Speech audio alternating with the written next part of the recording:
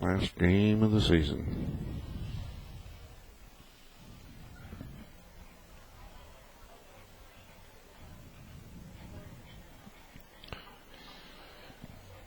Okay, we are coming up on the countdown to the beginning of our broadcast here.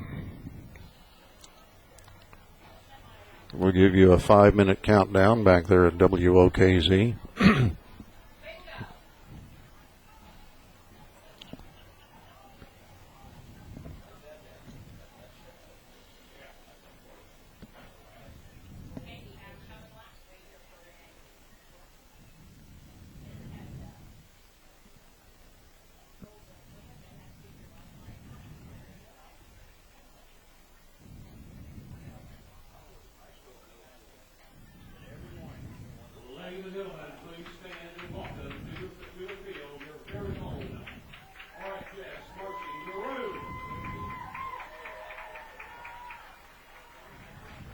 Bang. 5-minute countdown has begun.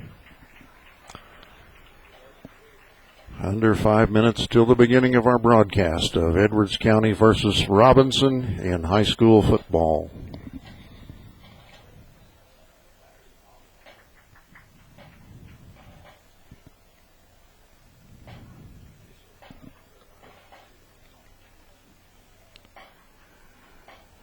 Coming up on 4.5 minutes. Bang.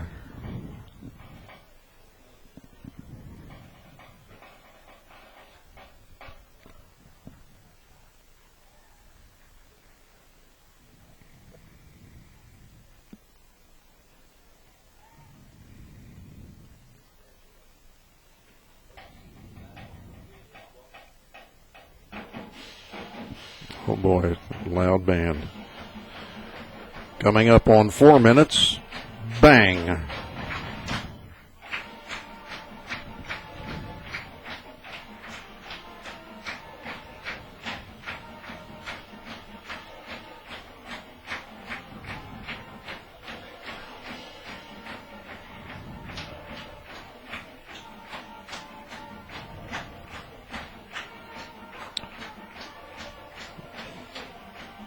Coming up on 3.5 minutes till broadcast time. Bang.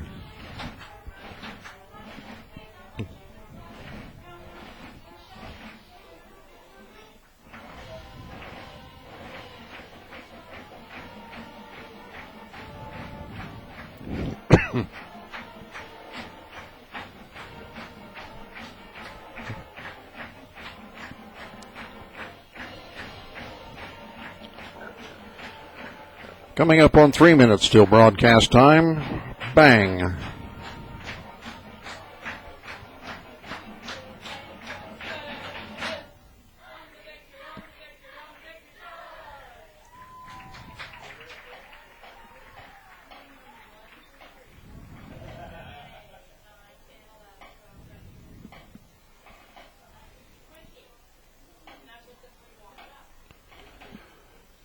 Coming up on 2.5 minutes till broadcast time.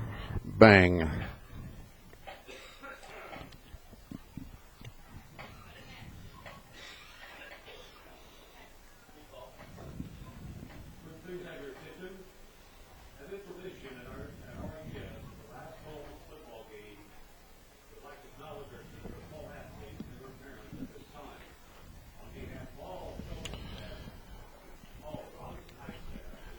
Coming up on 2 minutes till broadcast time. Bang.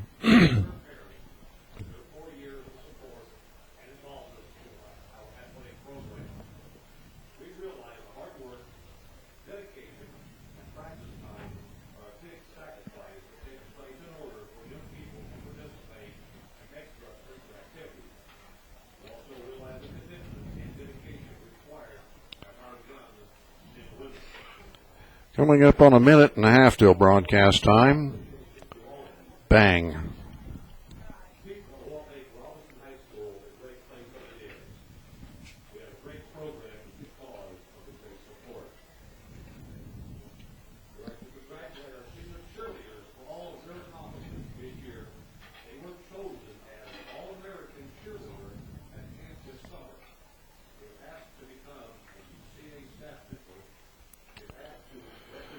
Coming up on a minute till broadcast time. Bang.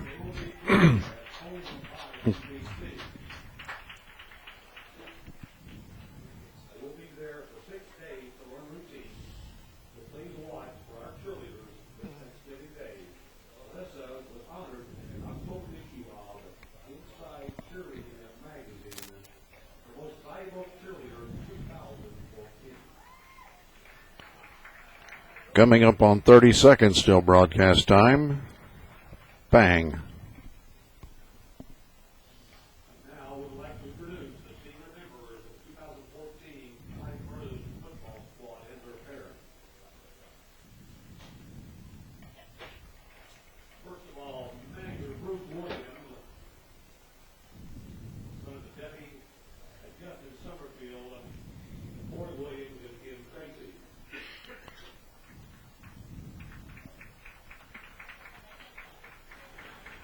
It's Edwards County Lions football action tonight from Robinson, Illinois. Good evening, everybody. I'm Dave Rigg alongside Brother Troy Rigg, and it's going to be our privilege tonight to bring you the description of this last game of the season for the Edwards County Lions as they meet the very, very tough Robinson Maroons here in Robinson. This is a Little Illini Conference match. In fact, all of the games the Lions have played this year have been Little Illini Conference matches, and so far Edwards County has lost them all. Can we win this one tonight? Well, anything's possible, but going into this game, you'd have to admit that Edwards County is a decided underdog in this match. Other games to be played tonight around the Little Illini Conference. Red Hill is at Flora. That ought to be a close match there, Troy, those two teams there. Paris will be at Newton. I would imagine Newton will win that match. Olney is playing at Casey. No doubt there Casey will win that match. Yep. And another match that could be interesting tonight will be Marshall at Lawrenceville.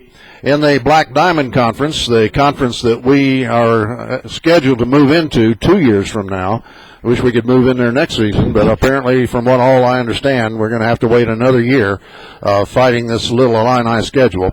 But in the Black Diamond tonight, it's CZR at Carmi. Chester is playing at Fairfield tonight. Vienna at El Dorado, and Johnston City is at Hamilton County. Now, in case you missed the scores last week, Edwards County had their last home game of the season against Flora, and it was a close game, but the Lions lost it to Flora by a score of 20-18. Lawrenceville had no trouble with Red Hill, 41-6.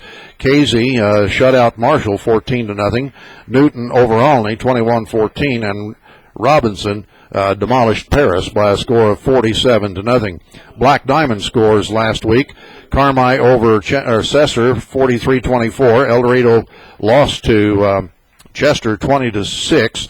Johnston City defeated Fairfield, 35-20. And games played in the Black Diamond on Saturday last week.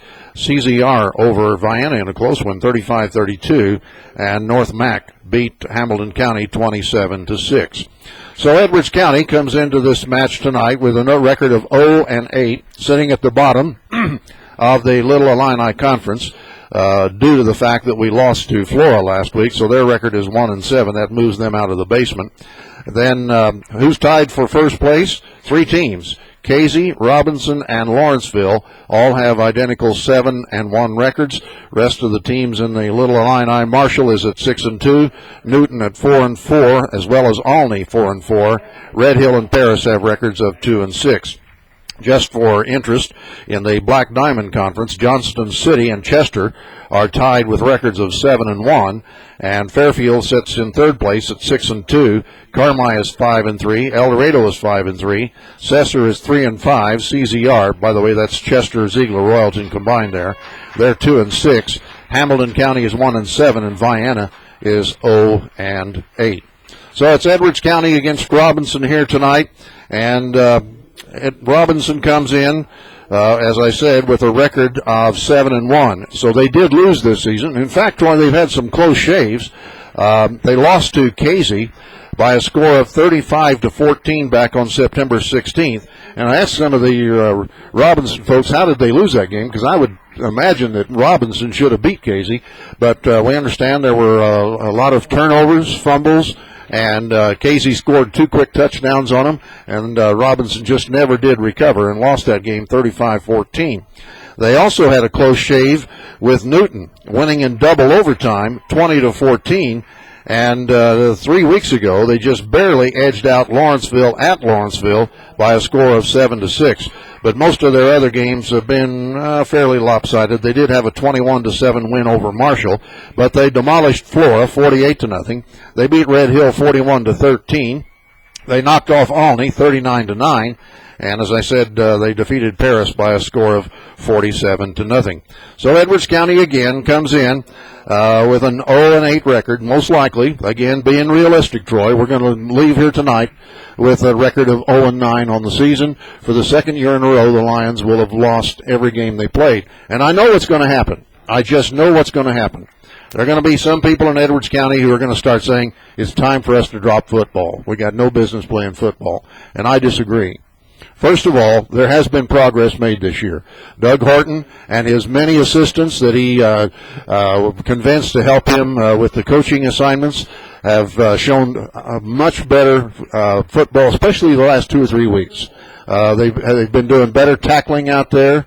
Our offense has looked better at times, and of course, what has hurt us many times is long gains, where the running back or the wide receiver got behind us and beat us because of speed and scored long touchdowns on us.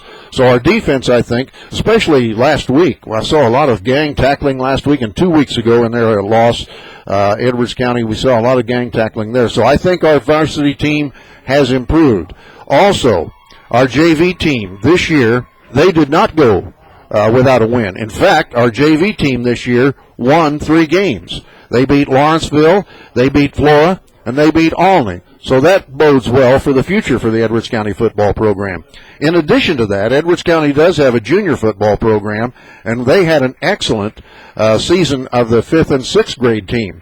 In fact, they won 5 of their last 6 games they played, and Coach Todd Taylor and his assistants tell me that they beat North Posey last night 20-16. And not only that, but this is something, Troy, that I think is going to create more interest for boys to go out for football, especially in the junior football program, is they made arrangements for our junior football team, 5th and 6th graders, to play an exhibition match last Sunday in the Edward Jones Dome prior to the Rams-Seahawks game. And you know that had to be a thrill for those boys to be out there on the field in the Edward Jones Dome where they play NFL football, and they got to meet some of the players afterwards. So you know, and I understand they're going to do that again next year. Well, that's great. So I know there's going to be some boys that are going to want to go out for football next year in that junior football program because of such things as that, plus the fact that the junior football program has been winning. It's hard to get boys to go out for football if you're consistently losing. So again, I say to those of you naysayers, who are again going to say, all right, 2 years in a row with no wins, it's time to drop football. No, it's not. In fact, we're beginning to climb the mountain to success. It's not going to happen in 1 year.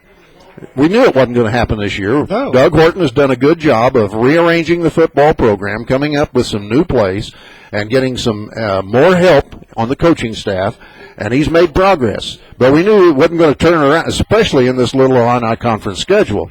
When you're running up every week against the likes of Robinson and Newton and Marshall and Lawrenceville and teams like that, before you ever start the season, you can almost count half of the games already in the loss column based on the way things have been going.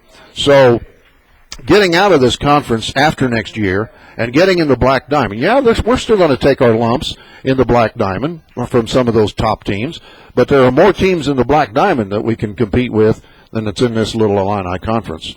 So it's not time to quit football, folks. It's time to just continue to work at improving the program and encouraging more boys to go out for football rather than sitting in study hall or waiting for the basketball season to start. Well, let's see. What are we going to have now tonight here in the starting lineups for these teams? For Edwards County, the starters will be basically the same that we've used here for the last 3 programs. Starting at center will be Gage Weber. He's 5'10", 250 pounds, and he's a sophomore. So there again, we got a center who's just a sophomore. At left guard for Edwards County is Avery Keener. He's 5'11", 240 pounds. He's a senior. The left tackle is, let me find his number here. I know who it is, but I'm trying to find, here it is. Left tackle is Seth McKenzie. He is 6'1", and weighs 280 pounds, and he also is a sophomore. So he's gaining valuable experience. On the right side of the line, the right guard is Lane Stockton. He's 5'10", 240 pounds, and he's a sophomore. Yep. At right tackle is Race Messman. He's number 75. He's 6'1", 210 pounds, and he's a freshman. So most of our offensive line are underclassmen who have gained valuable experience this year playing at the varsity level. You know that they've learned things this year that's going to make them better football players next year. All right, let's look in the backfield. Well, first of all, the wide receivers. Logan Potter will be a wide receiver. He's number 12. He's 5'9", 170 pounds, and he is a senior, so we'll lose him. The other wide receivers are Chase Horton. He's 6'4", 220 pounds. He's a senior, so we'll lose him. And Lucas Horton is back in the starting lineup as a wide receiver and sometimes running back. He is 5'8", 150 pounds, and he's a sophomore. And so he's had a lot of varsity experience on the last 2 years. He played last year as a freshman quite often. And if we can just keep Lucas Horton healthy, then he's going to be more valuable next year. Others in the backfield. At running back, at fullback will be the human bowling ball, Gabe Smith, number 32. He's 5'8", 220 pounds. He is a senior, so we'll lose him. The other running back who will also see a considerable action tonight is Ryan Moody, number 41. He's 5'10", 180 pounds. He's a junior, so Ryan will be back next year. And rounding out the starting lineup tonight, starting for the first time, will be Dakota Moore, number 16. He's 5'7", 160 pounds, and he's a senior. And Troy and I kept looking out there as they were warming up. Apparently, Keenan Bailey is not suited up for tonight's game, so I don't know what the situation might be there. But Keenan is often one of the wide receivers that are quarterback, who is Drew Grimes, number 10, 6'2", 170 pounds, and he's a senior. Grimes often threw to Keenan Bailey, but he's not suited up tonight. So Dakota Moore will take his place as one of the wide receivers here tonight. So basically the same starters that we've had just about all season long. We have had some key injuries. One injury, talking about for next year, Chandler Moore, who's 6'3", 270 pounds, and a junior who'll be back next year, suffered a knee injury about 3 or 4 weeks ago and has missed the last 4, maybe even 5 games. So Chandler will be back next year, but he gained a lot of experience before he suffered that knee injury. So a lot of underclassmen have had to be used this year by Coach Doug Horton, and these boys have gained experience, which is going to make them better football players next year. And again, the JV team, remember, they had a good season. They won some games against some of these other Little Illini Conference junior varsity teams. So all in all, folks, I think our football program has made the move upward now. We've hit the bottom, and now I believe we're moving up. So it's not time to quit football. Would you agree, Troy? I would agree. You better, or you'll have to walk home. Okay, we'll be back with more pregame information after this 60-second timeout. Kent and Sue Nail of Nail's Funeral Homes in Albion and Fairfield. Gospel Chapel, a non-denominational church in Bone Gap. Services begin every Sunday morning at 10. Janice Shaw of Janice's Beauty Shop in Albion. She offers a complete line of beauty shop services for women, and she also cuts hair for men. Call Janice for an appointment, 445-2436. Radio station WVYN 90.9 in Wayne City. The Vine, featuring the best Christian music in Southern Illinois. Do you need your carpets cleaned? Call Dan Aaron of Dan's Carpet Cleaning, 618-302-0972. Dan, Shirley, Michael, and Travis are cheering on the Lions. Sam and Sheila Smith, Ed and Mary Bailey. The watering can at 107 West Main Street. Stop in and see the flowers and gift items that Nathan has available. Call 445-3924. And Chris and Teresa Kelsey. Those are just a few of our broadcast boosters. We could use more broadcast boosters as we get ready to start the basketball season here in a few weeks. So if you'd be willing to become a broadcast booster, let me know. All right, we're still just a few minutes away from the start of the football game. Did you happen to notice who won the toss of the coin and all that, Troy? I'm afraid I did not, sir. Even after I told you? Yeah. Okay, that means, well, maybe I'll make you walk home. I guess not. I'll tell your wife. Yeah, well, I'm not afraid of her. Yes, you are. Anyway, we're glad to have you folks either listening on WOKZ 105.9 on the FM dial out of Fairfield, Illinois, or watching and listening on Edwards County Sports.net. This is the last game of the season. As I indicated earlier, it would take a miracle, I believe, for Edwards County to win this football game. I'll tell you what, Troy, just another thing. Compare Little Illini teams to us. I mean, the high schools in the Little Illini are richer high school districts. They are able to afford much better football facilities than we have. I mean, you look around this stadium here. This is a first-class football field. No doubt about it. A nice all-weather track goes all the way around it. Yep. Nice aluminum seats. I mean, we've got aluminum seats at home, too, for our bleachers, too, but not nearly as big as this. A real nice broadcast facility, and also upstairs for the scouts and for the people who come to film. In fact, they're building a brand-new concession stand and restroom facility over here just off to our left. It's like comparing apples to oranges. These football facilities, Casey's got a first-class facility. Lawrenceville's got a first-class facility. The only one who doesn't that we've been to this year is Paris, and from what I understand, they're building an entire new school and football facility. Right. And so we just don't belong in this Little Illini conference anymore. No. Maybe in the early stages of this conference, we did. Back there when we were in there with Oblong and Palestine, Hudsonville, and Cumberland and some of those schools, but they've all dropped out now. Right. And we're left with the Alneys and the Lawrencevilles and the Robinsons and the Newtons. It's time to get out of here as soon as we possibly can. So it's going to take a miracle for Edwards County to win this game tonight. So I know what some of you are saying, well, I just will turn this broadcast off and go home and watch the baseball game tonight. No. I'll tell you what, if Edwards County can keep Robinson from scoring 40 points before halftime, then I think that's a moral victory. Really? Yeah, it is. I mean, we were counting noses out there. Well, we weren't counting noses because you can't see their noses, but we were counting helmets. I'll put it that way, okay? Yeah. While they were warming up. We have 25 players in uniform tonight. Right. They have over 40. Over 40 players dressed, ready to play here tonight.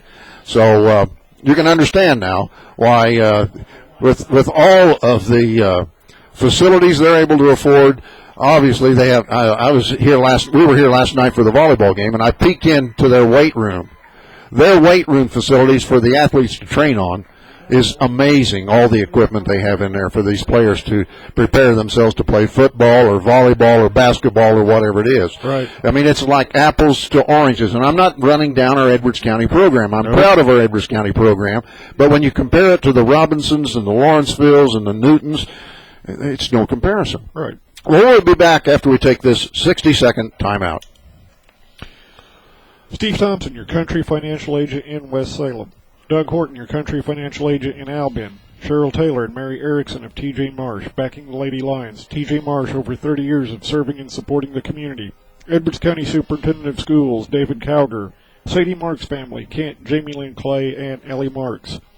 David and Lisa Mathis. Doug and Linda Raber. Doug is your State Farm Insurance agent in Albion. Gene Kolak, owner of the Man Cave Gallery in Fairfield. Western memorabilia, motivational posters, pictures, and Native American art. Gene carries many custom handmade and factory knives. Sharon, Marilee, Lindsay, and Seth McKenzie of McKenzie Farms.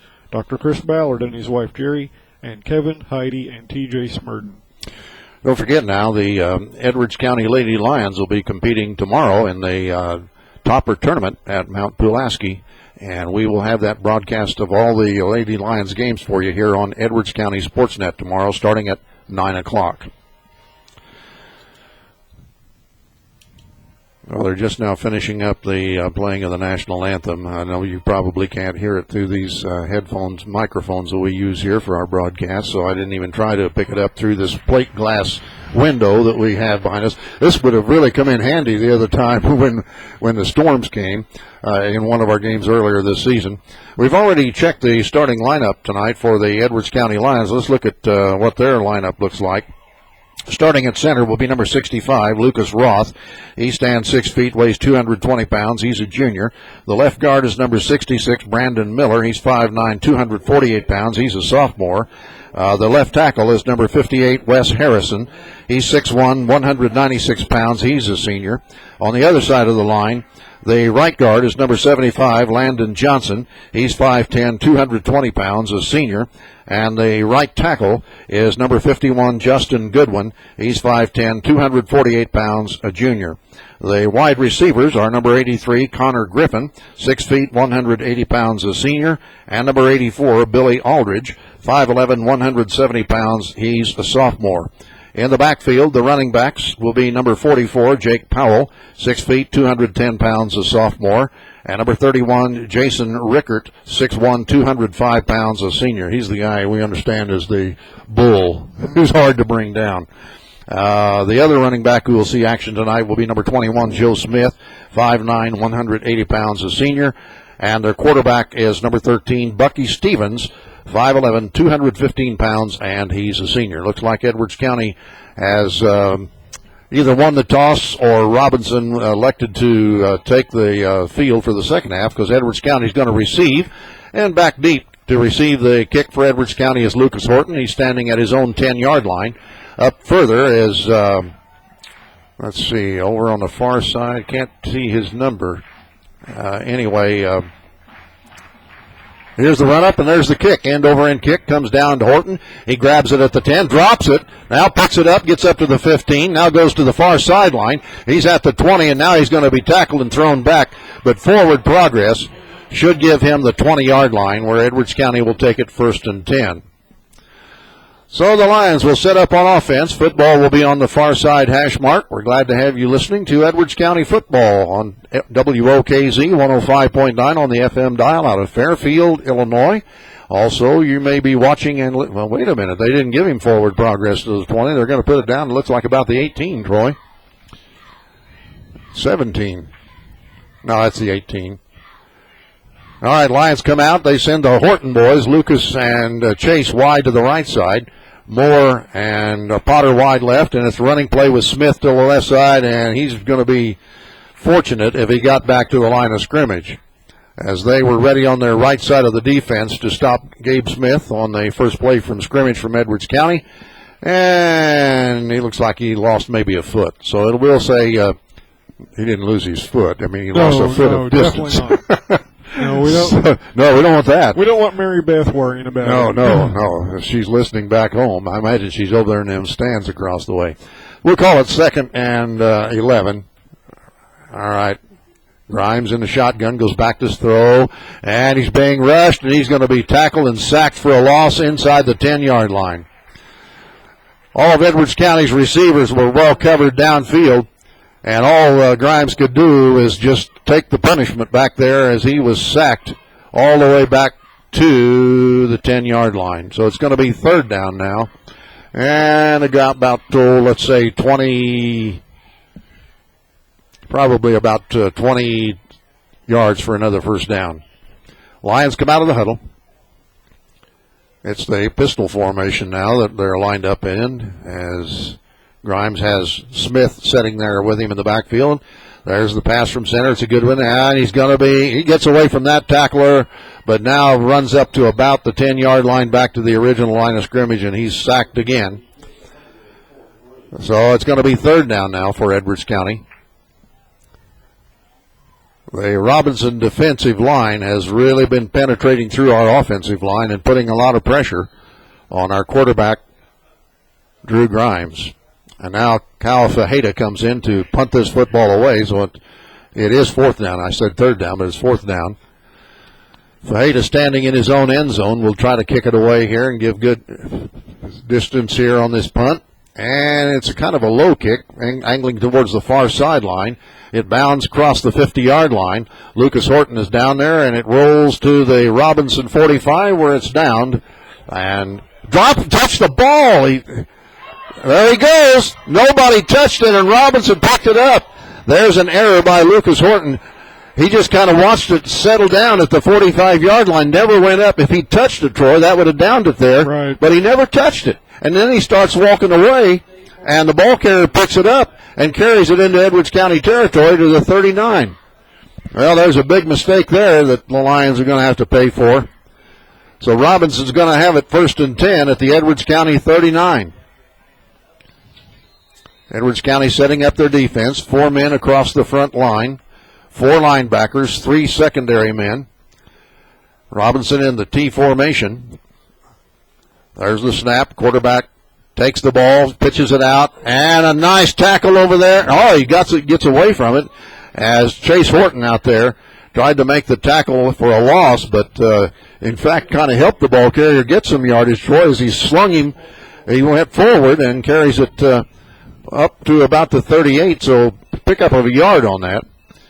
Chase had a chance to tackle him for a loss, but in grabbing a hold of him, he slung him forward, and so he gains a yard on the play where he could have lost yardage. So it's 2nd and 9 now from the Edwards County 38. Football again on the far side hash mark. Receiver wide to the left side with a man in the slot on the left. Stevens goes back to pass, looks to the left side, throws down here. The receiver is wide open, and he dropped it. He dropped it. He was wide open down this left sideline, number 21, Joe Smith. And he dropped the ball, Troy. Well, that's a good break for Edwards County. Definitely a break. That was a breakdown in the Edwards County defensive secondary. Nobody covered Smith as he went rolling down this near sideline, and the ball was right on time, right to the receiver, but it went in and out of his hands. So that makes 3rd and 9 now for Robinson as they come out. Once again, they send the receiver wide to the left side and another one wide right with a T in the backfield. Stevens, a quarterback under center. Man in motion to the right side now. Fake pitch and a run right up the middle, and there's going to be a 1st down. And carrying down to short of the 25-yard line was Joe Smith. So that's a 1st down now for Robinson. And they say he was brought down at the Edwards County 27, where it'll be 1st and 10 for the Maroons of Robinson. As you might expect with that name, they wear maroon football uniforms with white numerals and trim. And the Maroons are out of the huddle. Receiver wide to the left side this time. Kind of a split backfield back there. Under center, Stevens goes back to pass. Looks over the middle. The rush is on. Throws over the middle. Pass is caught. And Dakota Moore makes the touchdown-saving tackle inside the 10-yard line. And that was Connor Griffin, the receiver for Robinson, as he gets the football inside the 10. Good tackle by Dakota Moore for Edwards County, and so it's going to be 1st and goal now for the Maroons. We're just getting started in the ball game. Clock shows 7:40 and counting in the first quarter. Robinson threatening to score now. Edwards County was 3 and out on their first possession. Maroons out of the huddle. Again, Stevens under center. Sets his club down, takes a snap, turns, hands it off to the running back up the middle, and he's going to make his way into the end zone. Number 31 runs in. That is Jason Rickert. I think I was looking at one of the boards here before you come into the stands here, Troy. That came with 7:16 to go first quarter. Rickert from, 8 yards out? Something like that, 8 or 9, something like that. It was inside the 10. And so Robinson jumps out 6-0. I think it said Rickert was one of the leading ground gainers of all time for Robinson High School. All right, they're going to kick the extra point, and Darren Cox is in to kick it for the Robinson Maroons. And now there's a snap. Oh, no, it's a fake play. He's rolling to the right, throwing in the end zone for 2 points, and it's overthrown. So the extra point attempt is no good. Timeout on the field. Score is Robinson 6, Edwards County nothing. Back here in 60 seconds. Keith, Kayla Avery, and Drew Roosevelt, family of senior band member and volleyball player Taylor Roosevelt. David and Amy Brewster of Brewster Enterprises Incorporated, supporting Kate Brewster, Russ, Seeley, Max, and Clive Gerlach. Linda Sachs. Jeff Gillard of Gillard True Value Hardware in Albion and Grayville. Connie and Ray Root, grandparents of Maddie Gillard. Myrna Mason, Randy and Jared Hallam of Mitchell Insurance Agency in Albion, Steve and Beverly Ward, and Don and Marilyn Brewster. Just a few of the broadcast boosters making our broadcast here on Edwards County Sports.net possible. We thank them for doing so. Remember, tomorrow the Edwards County Lady Lions finish out their regular season in the Topper Tournament at Mount Pulaski. Troy and I will be there to broadcast all of the Lady Lions games. The first one will get underway at 9 o'clock tomorrow morning. Our broadcast here on Edwards County Sports.net will begin at 8:45 tomorrow morning. So if you can't make the trip to Mount Pulaski, join us here on the Internet. All right, we're ready for the kickoff now, and the football is teed up at the 40-yard line. Once again, Lucas Horton standing back there at the 15-yard line. Ryan Moody is a little up closer, and I can't still see the number of the receiver. That's Gabe Smith standing at about the 28-yard line. I think Logan Potter's one of our returns. Dave. Yeah, I think you're right. I believe that's Logan Potter on the other side. There's a run up. There's a kick. And it's going to go back to Lucas. He's going to let it roll into the end zone for a touchback. Don't run out of there, Lucas, and he's going to. Well, maybe it didn't get in the end zone. It didn't get in the end zone, so he had to pick it up and run. I was looking at the wrong stripe there. So Lucas had to pick it up and run with it. And he got up to, looks like about the 9 maybe. I was hoping the ball would trickle into the end zone for a touchback, Troy, but it didn't quite make it. And I know Lucas was hoping that too, but it stopped, and he had to pick it up and run with it. So it's going to be 1st and 10 now for Edwards County. And the line of scrimmage is going to be, they say, the 8-yard line. So the Lions once again have their backs to the wall. And let's see what Coach Doug Horton's going to pull out of the bag on this first down play. The Horton boys go wide right. That's Lucas and Chase. And in the slot is Dakota Moore here on the right. Potter is wide to the left side. There's the snap. Grimes going to keep the ball, run to the left side, and he gets across the 10 up to not quite the 15-yard line. Grimes on the quarterback keeper. Let's see how many yards they do give him. Pick up of about, let's say 4 yards. It'll be 2nd and 6 now for Edwards County. Line of scrimmage will be the Edwards County 13, it appears from here. 6 minutes and 50 seconds and counting here in the first quarter. Robinson leading 6-0 so far. Lions come out of the huddle. Ryan Moody's in the backfield now for Edwards County. Once again, Moore and the Horton boys go wide right. Potter left. Grimes in the shotgun, actually in the pistol, takes a snap, rushes on, throws over the middle, pass is dropped. Now over the middle, the pass was intended there for Ryan Moody coming out of the backfield, but he could not make connection. So the incomplete pass stops the clock now with 6:27 here in the first quarter. And it'll be second. No, it should be third, shouldn't it? Yeah, it should be third. Yeah, it should be third down. The sticks over there are still indicating second down.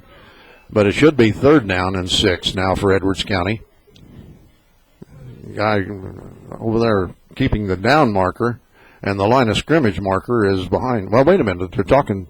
Was there a penalty flag down? I didn't see a flag. Yeah, they're marking off penalty against Edwards County, 5 yards. Let's see what the signal's going to be here. Where's the referee? There he is. Now, let's see. At least he didn't give us a signal, did he? No.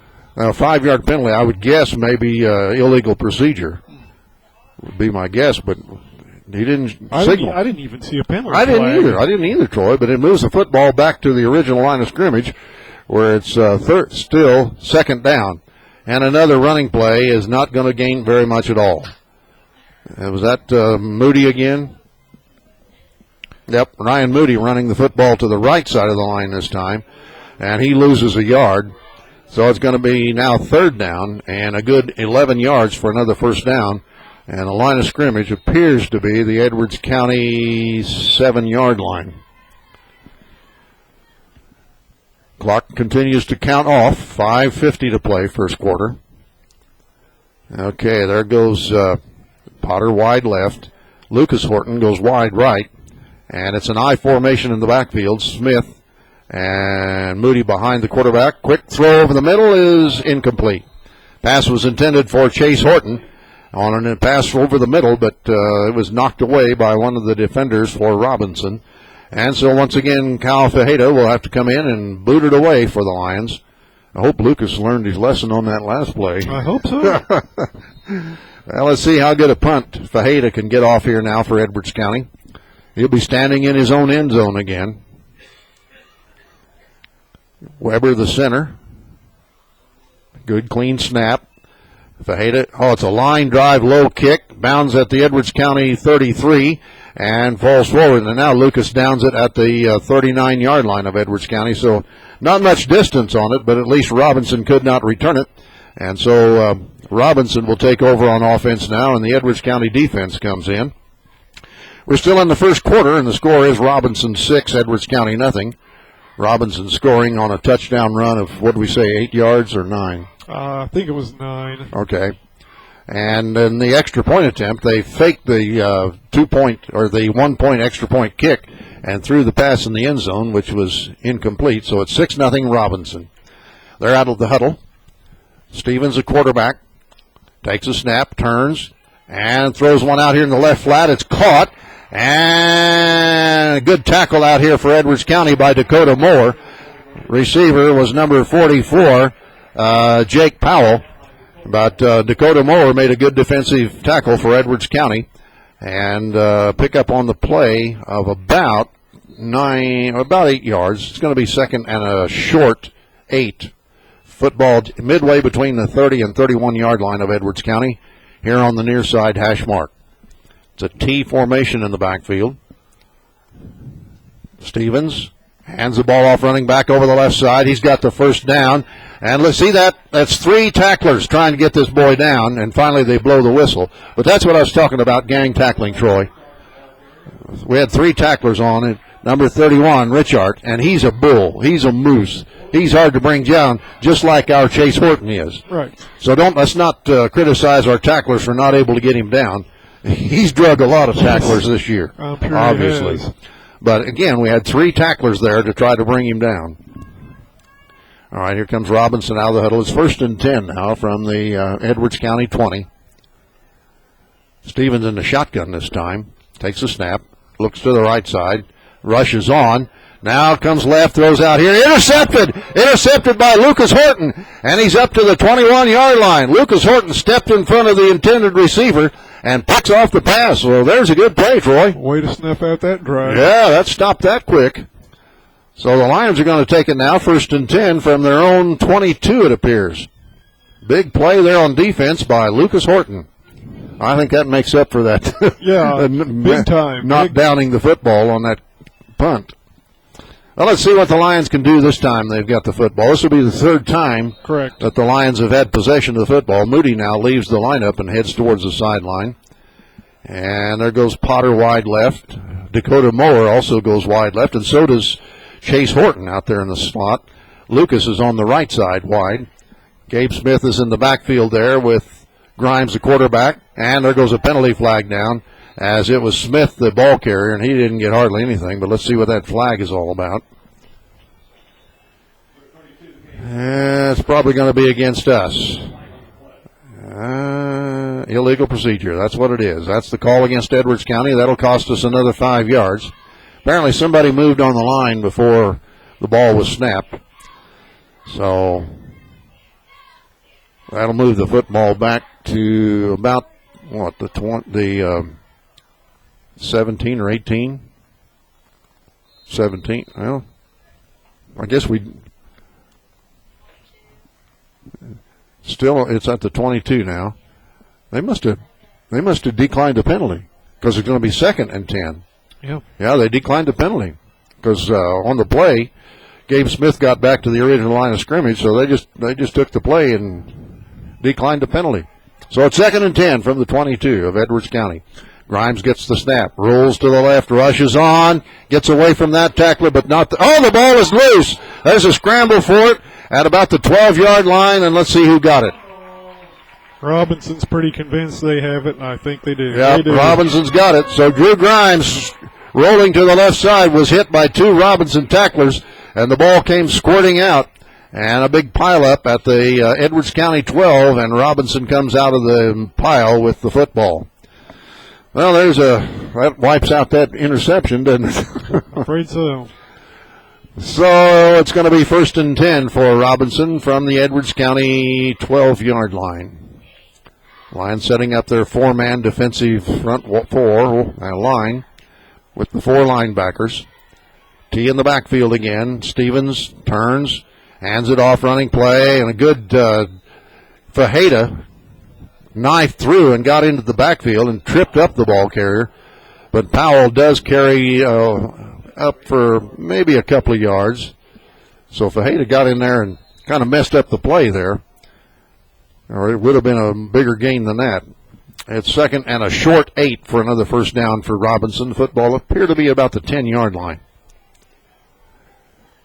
Stevens hands it off. Running play over the right side. And he's still going. He's inside the 5 and finally on the far sideline is brought down over there. Let's see who gets up after making the tackle. Looks like Lucas Horton was the tackler for Edwards County. It was Cox, the ball carrier, and he's normally their kicker, but he ran the football that time. It's going to be third and about 2 yards for another first down, so they can get a first down without scoring the touchdown. Stevens takes a snap, hands it off over the right side and plowing. Did he get in the end zone? Yes. Number 44 again, Jake Powell, cuts over the left side, over the right side of our defense, and gets into the end zone. That was a, let's see, Troy. The line of scrimmage was inside the 5, wasn't it? Let's say a 3-yard run. Yeah. That came with 2:42 left here in the first quarter.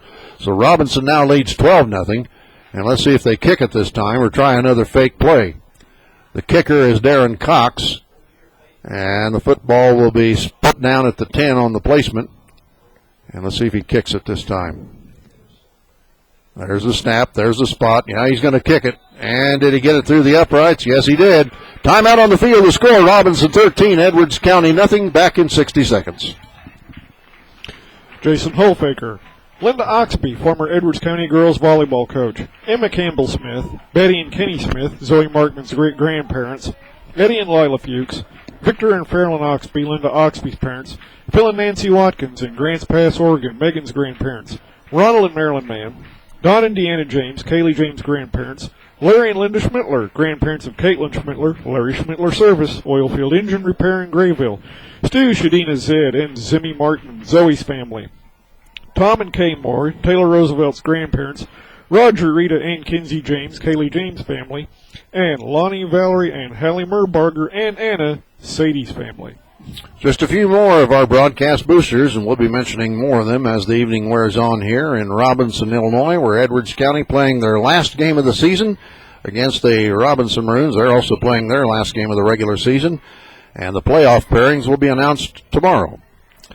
Well, for Troy, this is our second night in a row coming up here to Robinson. Last night we were up here for the Lady Lions volleyball game against Robinson, which the Lady Lions won, by the way. And so they'll go into their tournament at Mount Pulaski tomorrow on a winning note after losing their last two before that last Saturday in the Edwards County Invitational Volleyball Tournament. There's the run-up, and there's the kick. Coming downfield, it's fielded by Moody at the 18. He's up to the 20, the 25. He's over the 30-yard line and finally brought down short of the 35-yard line. Good return there by Ryan Moody. And so Edwards County is going to have their best field possession of this football game so far. They'll have it at their own, looks like 32 is where they're going to say he was down. So the Lions come out. Gage Weber is the center. At guard positions are Keener and Stockton. The tackles are Messman and McKenzie. Lions now in their huddle, getting the play from head coach Doug Horton. They break the huddle. There goes Potter wide left. Dakota Moore will be in the slot on the left side. Lucas Horton is wide right. Gabe Smith is in the backfield with Drew Grimes. There's the snap. Grimes looks left, throws left out there in the flat. The pat caught by Moore, and he struggles forward to short of the 40-yard line before he's pushed back. Good play on that side of the field that time. Moore, the receiver. And that's going to be good for about 7 yards, so it'll be second and about 3 for Edwards County from their own 39 now. Football on the far side hash mark now. I'm surprised, Troy. Looking across the way in the bleacher section, visitor section, we have several folks from Edwards County who've made the trip up here to Robinson. Sure, of course, it's not that long a trip like Paris and some of these other games we've gone to. No. But several Edwards County fans are here to support the Lions in their last game of the season. All right, Lions out of the huddle. Grimes gets the snap, looks right, throws right out here in the flat to Chase Horton, and he bowls across the 40. Did he get the first down? That's going to be the question. 3 Robinson tacklers hit him. It took 3 to bring him down. Let's see. I think he's going to be a little short, Troy, from looking across the way. They're going to say they're going to say it's first down. Okay, we'll take it. We will take that. Yeah. So the pass play from Grimes to Chase Horton is good for the first down, and it's going to be at the Edwards County 42. Gabe Smith checks into the lineup now, and Ryan Moody goes to the sidelines, perhaps bringing in a play from Coach Horton. Once again, Moore goes wide to the left as a wide receiver. Here's Lucas, wide right. Chase and Potter in the slot. Grimes is going to run up the middle, and he can't quite get to the 45. He's being pushed back now, and he may get a yard or 2 out of that play. Quarterback keeper. Grimes took the snap in the pistol formation and then went right up the middle and carries up to the Edwards County 43, where it's going to be 2nd and 9 now. Less than a minute to play. In fact, coming up on 35 seconds to play here in the opening quarter. It's Robinson 13, Edwards County nothing. That's our score. There goes Potter wide left, along with Moore and Chase Horton in the slot on the left. Lucas wide right. Grimes, the quarterback, has Moody in the backfield. There's a snap, and Ryan is going to run, and he is over the 45, and now is going to be pushed back before he can get to the midfield stripe. I think they're going to give him about the 49-yard line. So he's going to be short of the first down by a good 3, maybe 4 yards. And they are going to put it right down. And there is the horn ending the first quarter. Robinson 13, Edwards County nothing. Back in 60 seconds. Gerald and Judy Knight, Nicole Alcorn's grandparents, Gene and Jackie Copeland, George and Shirley Tribe, Dorothy Kirkendall, candidate for Edwards County Treasurer, Glenn and Marilyn Clodfeller, Kaylee James' grandparents, Volleyball MC Todd Bailey of TCB Detail Repair and Tires on the square in Albion. When you need tires, check with Todd. Bill and Susan Markman, grandparents of Zoe Markman, Carrie, Wayne, JT, and Callie Doss, cheering on Nicole Alcorn from Spring, Texas, Kathy and Jim Markman of CJ's Auto Sales and Service and CJ's Rental Homes, former Midwest kid Gary Altman, now out in Grand Pass, Oregon, Earl and Judy Loudermilk, and Tim and Alicia Yates. Troy and I will be covering all, not just a few, but all of the Edwards County Lions basketball games this season on Edwards County Sports.net. We're hoping most, if not all, of our broadcast boosters will stay with us to help cover our expenses of bringing you Edwards County basketball in the upcoming season. All right, getting ready to go back to play now to start the second quarter. And our first quarter score is Robinson 13, Edwards County nothing. So, Troy, that's an improvement. I thought the score would be a lot worse than this by the end of the first quarter, but it isn't. So the Lions are playing better football tonight, folks, better than we expected, as Robinson still has their starters out there. Lions have the football. It's third down from the 48. There's a snap. Grimes looking over the middle, throws over the middle, pass is incomplete. Pass was intended for Lucas Horton. He would have been short of the first down had he even caught the ball. So fourth down comes up, and now is Coach Horton going to decide to kick it away or go for it? It's 4th and about, 4 yards, short 4 yards for another first down for Edwards County. Line of scrimmage is the Edwards County, let's say the 48. I haven't seen any sign of fajitas, so I'd say they're going for it. Looks like they are going to go for it. Weber, the center, goes out over the ball. Grimes in the pistol formation. Takes the snap, looks to pass, throws over the middle, pass is tipped and intercepted. Intercepted there, and he's going to be instantly tackled by Chase Horton. That pass was tipped, and that helped the interception there by number 35, Mason Shaw, for Robinson. So they'll take over 1st and 10 to start the second quarter now, or get early into the second quarter, and it's going to be at their own 40, midway between the 47 and 48. 1st and 10 for Robinson. Lions setting up their defensive line. Gabe Smith's on that line, along with Stockton, Fajeda, and Chase Horton. Also on the defensive line for Edwards County is Kyle Fajeda. There's the snap. Stevens rolling to the left side, keeps the football, gets across the 45, short of the midfield stripe before he's brought down. Fajeda in on the tackle along with Ryan Moody. And so it's going to be second down and about 5. So give him a pickup of 5 yards on that quarterback keeper on the option play to the left side. Just getting started here in the second quarter. Robinson has the football. It's on the far side hash mark. T in the backfield. Ends are tight. Stevens hands it off to the second back over the right side. He's got the first down and then some. Lucas Horton makes the tackle for Edwards County with an assist there from Logan Potter. And Cox was the ball carrier for Robinson, and he carries to the Edwards County 37-yard line, 1st and 10. I'll tell you what, these ball carriers for Robinson are big. Going to be very hard to bring down. And they run hard. Yeah. They get a momentum going. It's tough to bring them down. Yeah. All right, Robinson with the football now. Once again, same formation. Stevens turns, goes back to pass. The rush is on, throws downfield. The receiver's wide open. He makes the catch, and now he's finally going to be wrestled down over there near the 10-yard line. Let's see who made the touchdown saving tackle. Lucas Horton is back there, and he had a help from turn around there so I can give you credit there, young man. Can't see his number. Anyway, it's going to be first down for Robinson on that long pass play from Stevens to their receiver. So they're going to have it now 1st and 10 from, well, actually 1st and goal from about the 7. Yeah. All right. They send receivers wide to both sides. And now we jump off sides on the Edwards County defense on the left side. One of our defensive ends jumps across the line, and that'll cost Edwards County half the distance to the goal. And let's see where they put that down.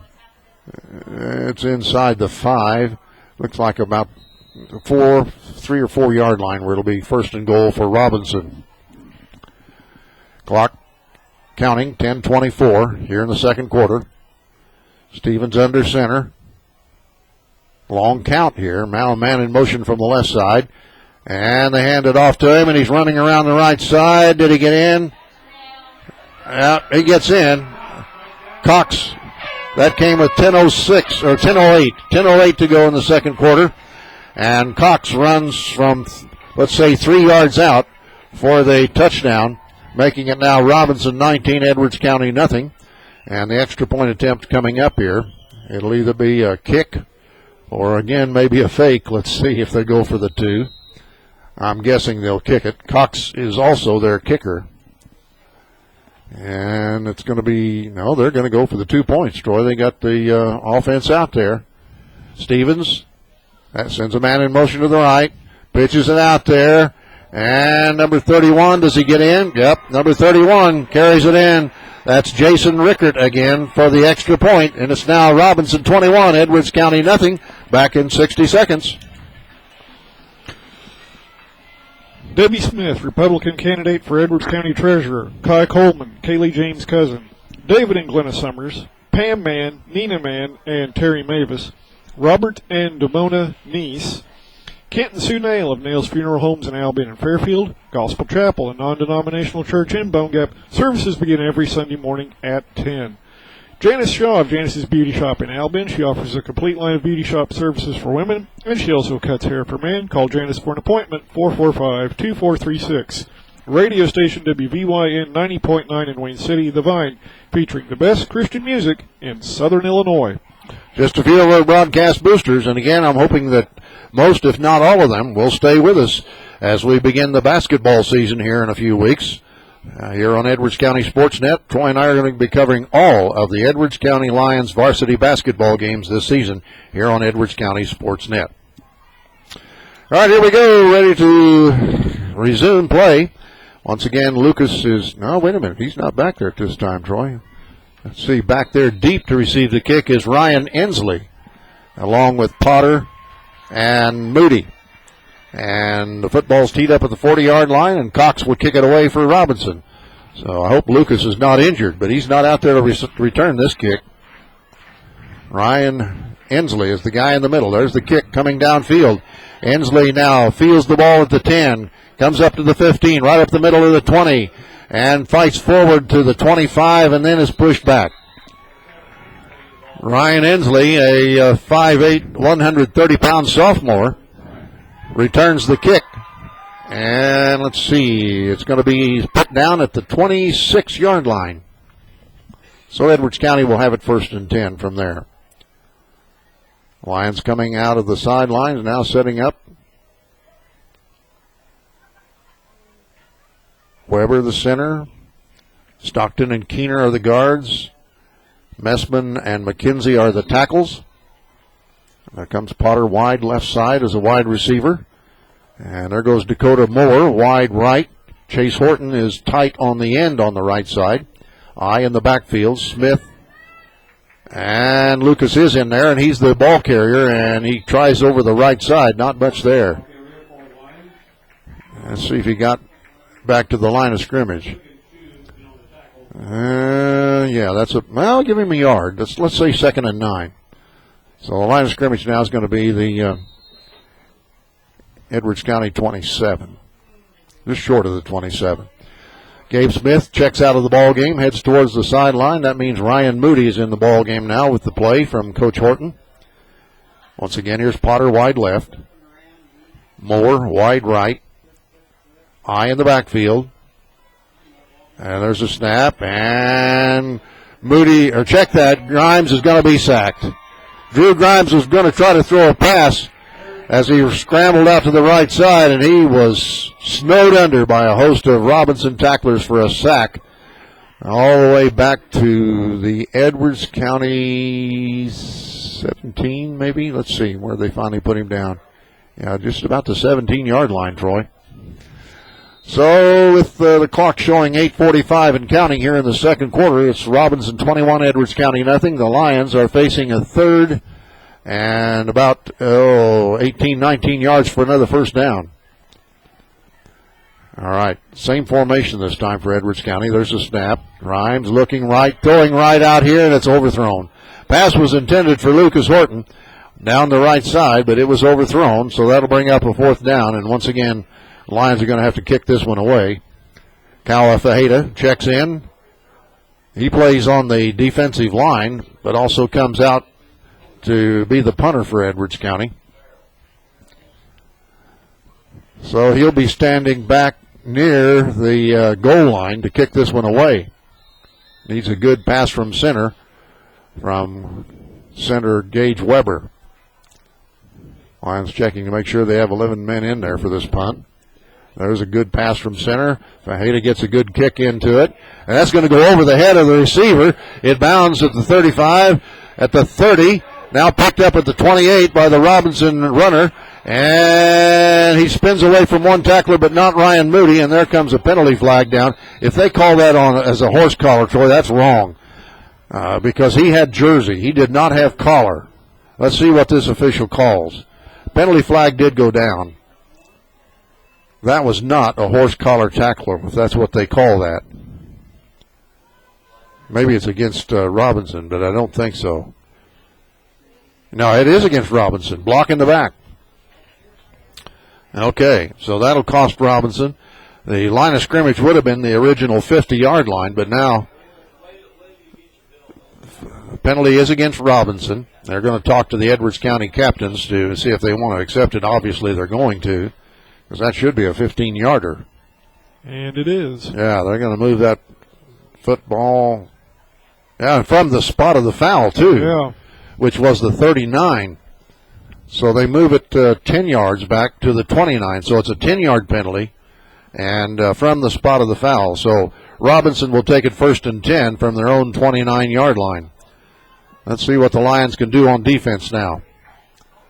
Stevens, the quarterback's in the pistol formation this time. Takes a snap and throws to the right side. Pass is caught. That's going to be a first down.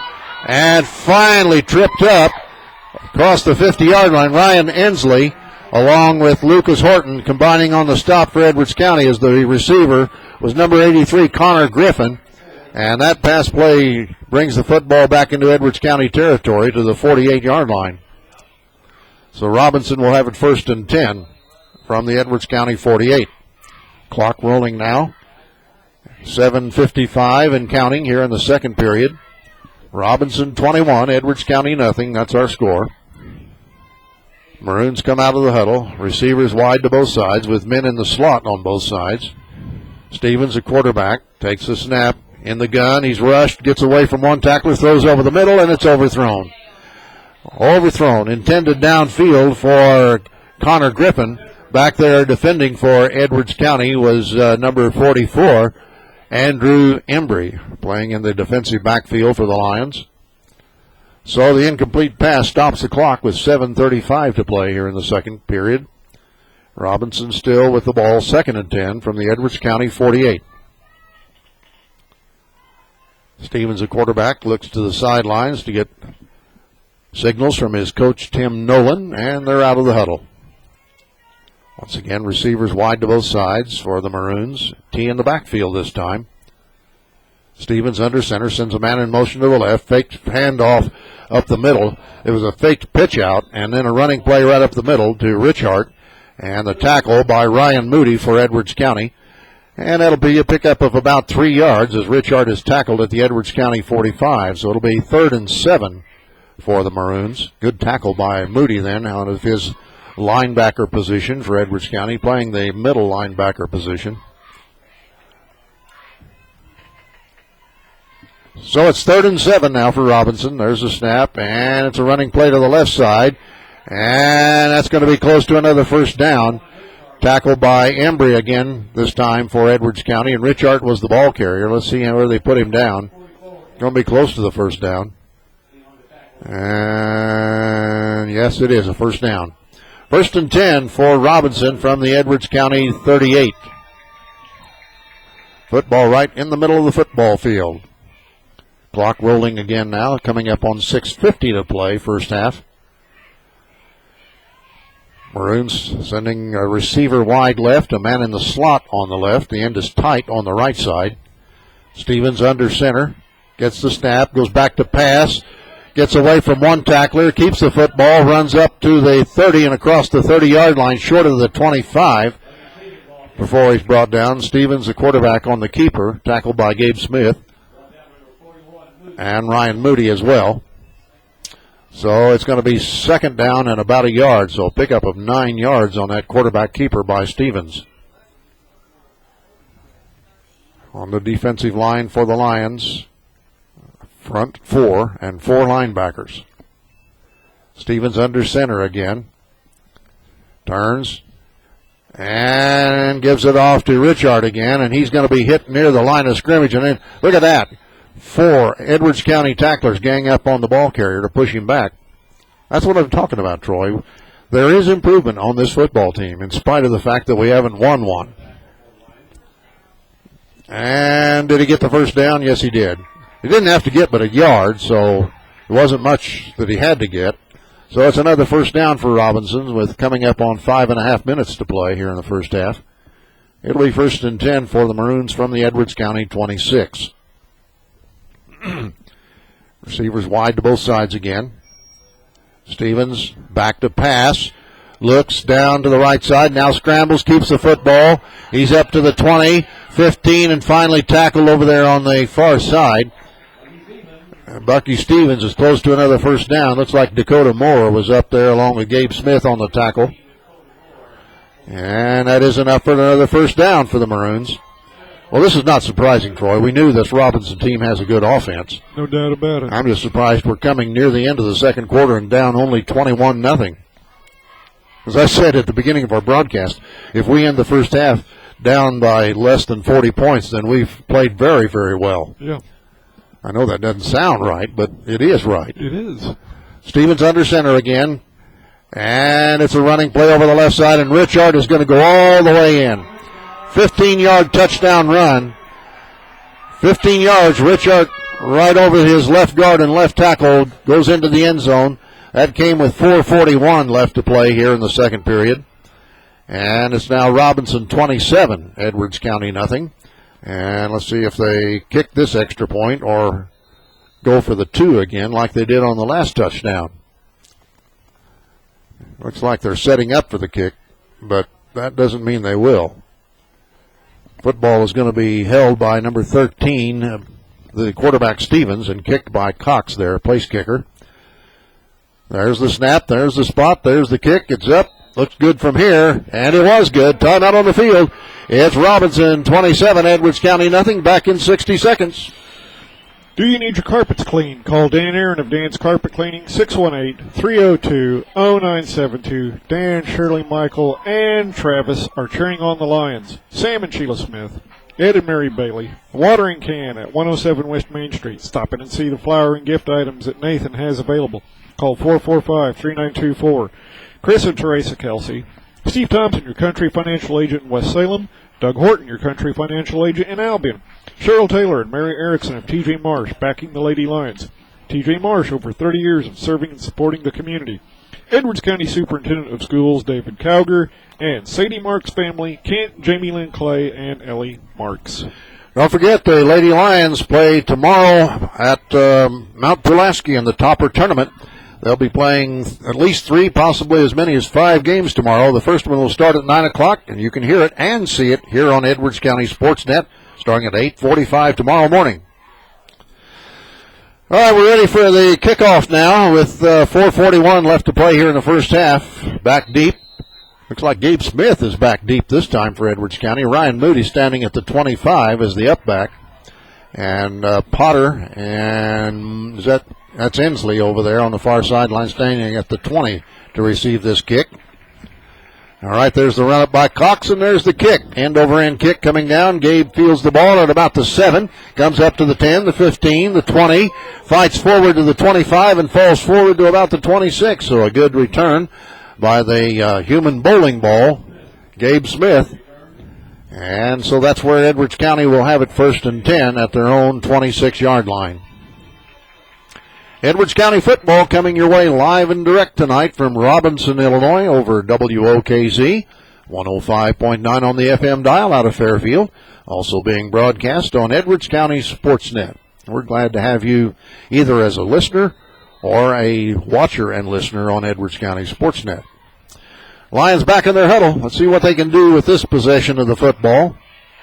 It's been tough trying to move the ball against this very good Robinson defense. There goes Lucas and Chase Horton wide to the right side. Moore and Potter wide left. Grimes in the gun. Throws to the right side out there. Caught by Lucas, but he's going to be chased and tackled near the line of scrimmage.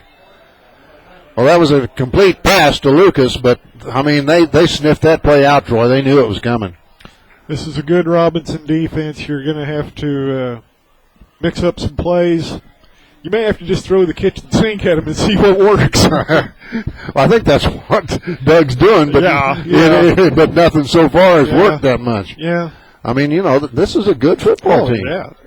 They've only lost one game this year. They've had some close shaves, but they've only lost one, and that was to Casey.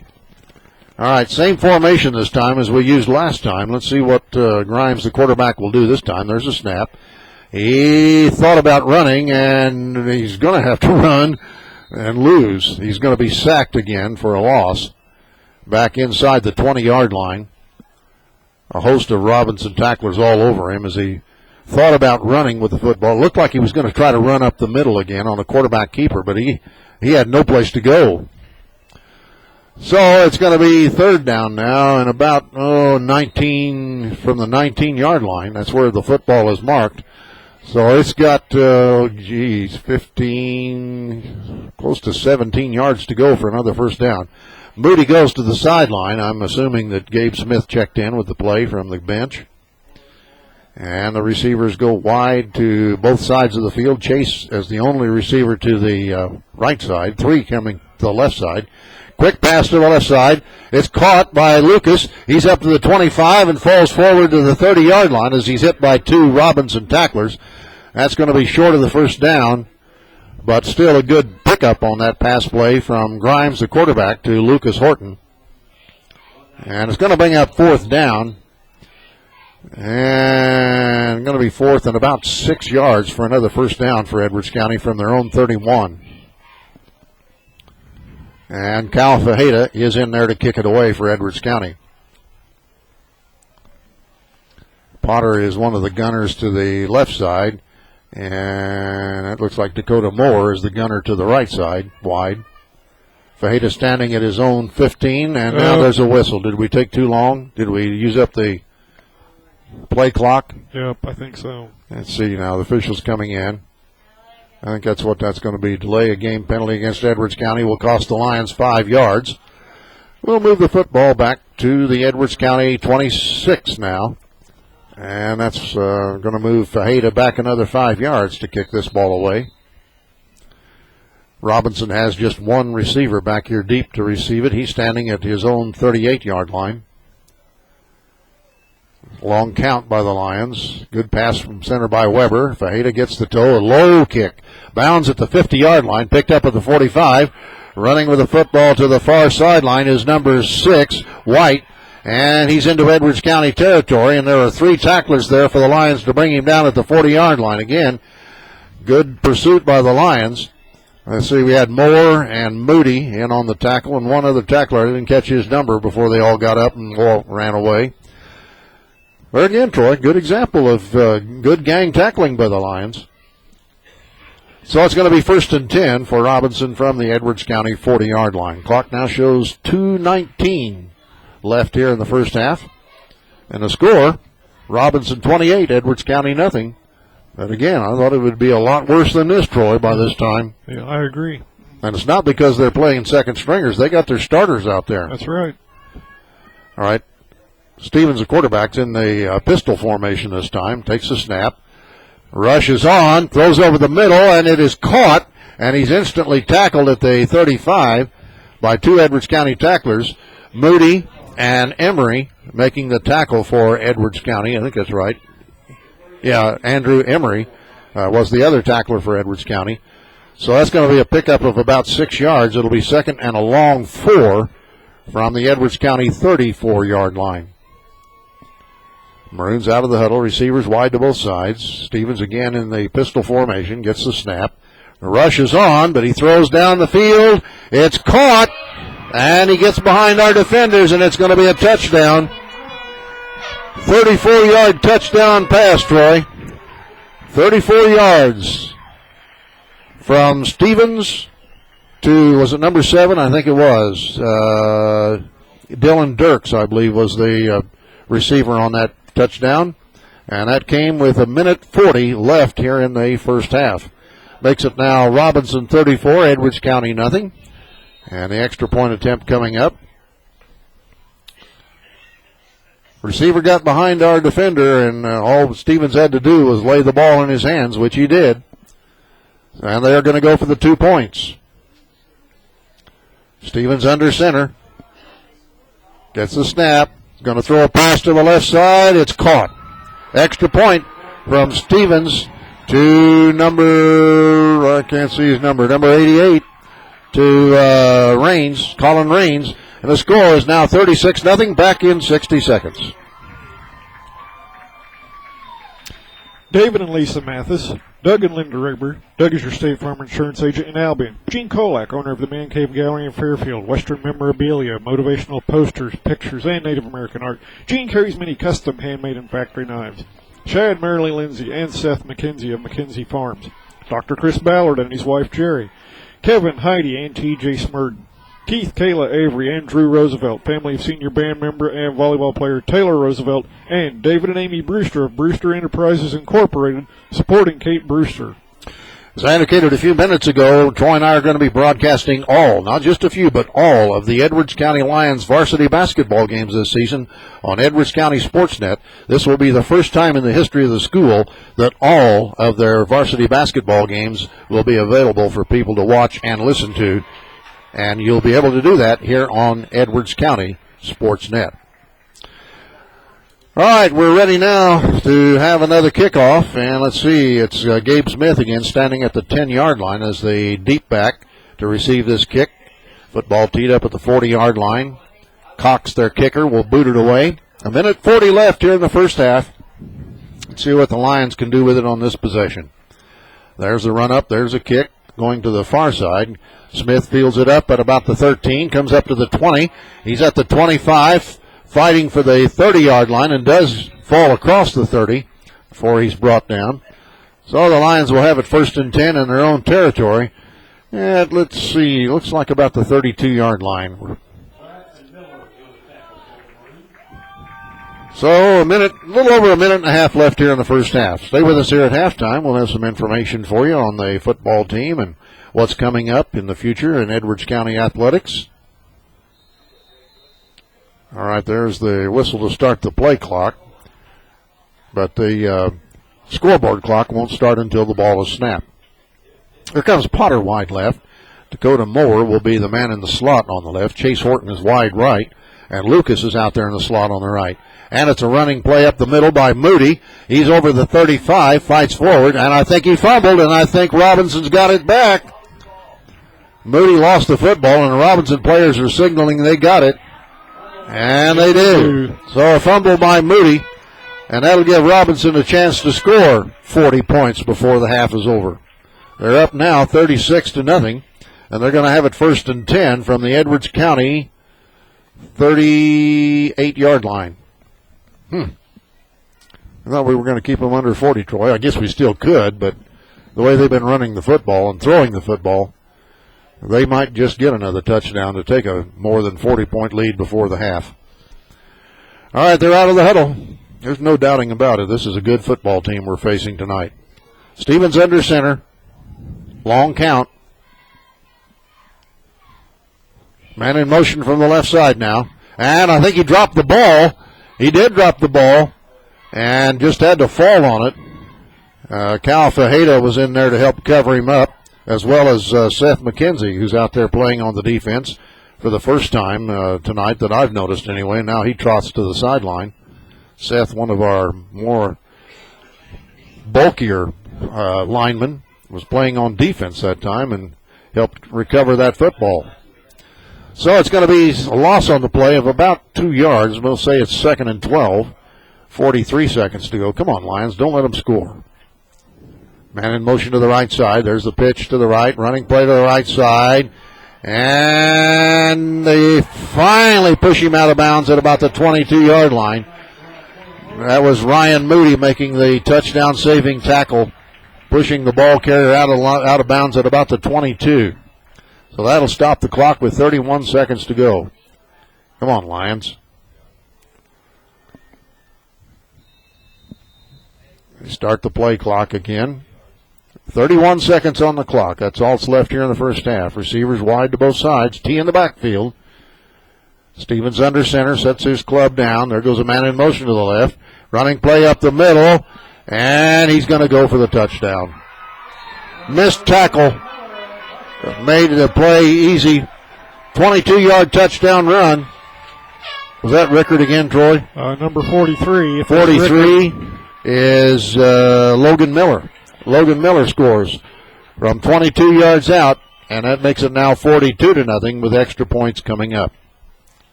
Well, the good part about that, Troy, we're going to have a running clock in the second half. So we can get this game over with and get out of here and forget about this season. Well, not forget about it. I don't mean that, because obviously things have been gained this season, although it doesn't look like it. But it is. Depends on how you want to look at things, folks. They're going to kick this extra point. Football will be spotted at the 10.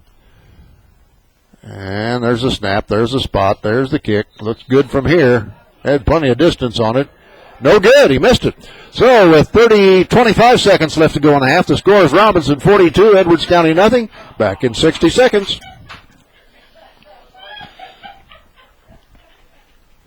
David and Amy Brewster of Brewster Enterprises Incorporated, supporting Kate Brewster, Russ Seeley Max and Clive Gerlach, Linda Sachs, Jeff Gillard of Gillard True Value Hardware in Albion and Grayville, Connie and Ray Root, grandparents of Maddie Gillard, Myrna Mason, Randy and Jared Hallam of Mitchell Insurance Agency in Albion, Steve and Beverly Ward, Don and Marilyn Brewster, Jason Holfaker, Linda Oxby, former Edwards County girls volleyball coach, Emma Campbell Smith, Betty and Kenny Smith, Zoe Markman's great-grandparents, Eddie and Lila Fuchs, Victor and Fairlyn Oxby, Linda Oxby's parents, and Phil and Nancy Watkins in Grants Pass, Oregon, Megan's grandparents. A few of our broadcast boosters who make it possible for Troy and I to be either on the sidelines or in the gymnasium to bring you Edwards County football and Edwards County volleyball action here on AreaSports.net.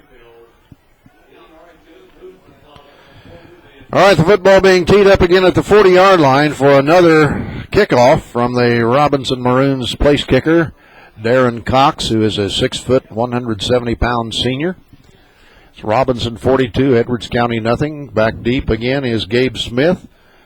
Lucas Horton's out there now again to receive this kick. He stood off a couple of these kick returns.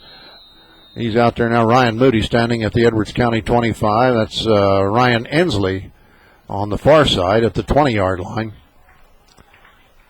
So those are the deep backs to receive this kick. And here's the run-up, and there's the kick. End over end kick. Smith picks the ball up at the 10, drops it, now picks it back up. He's up the 15, the 20, and hit by 3 or 4 tacklers as he struggles to try to make the 25-yard line. Let's see if he made it. And 21 seconds left here in the half. Let's see what the Lions do. Will they just simply take a knee or run a play? Coach Doug Horton sending in his offensive unit now. Weber the center, Stockton and Keener the guards, McKenzie and Messman the tackles, along with the wide receivers and running backs that we mention quite often. I try to mention now these linemen who seldom get mentioned. All right, Grimes in the pistol formation, takes the snap. Throws out here in the left flat to Horton. Lucas has got the ball. He's at the 30, the 35, and falls forward to about the 45-yard line. Good play by Lucas Horton. And so that'll be a first down for Edwards County with 13 seconds left on the clock. They say he's down at the 44-yard line. Good play from Grimes to Lucas. Pass out in the left flat, and Lucas carried the football up to the 44. One more play. Time for one more play. Lucas goes into the slot on the right side this time with brother Chase out there wide right. There's a snap. Grimes back to pass. Another quick pass out there to Lucas. He tries to get away from tacklers, and he's going to be hit as he falls forward to about the 45, and that's it.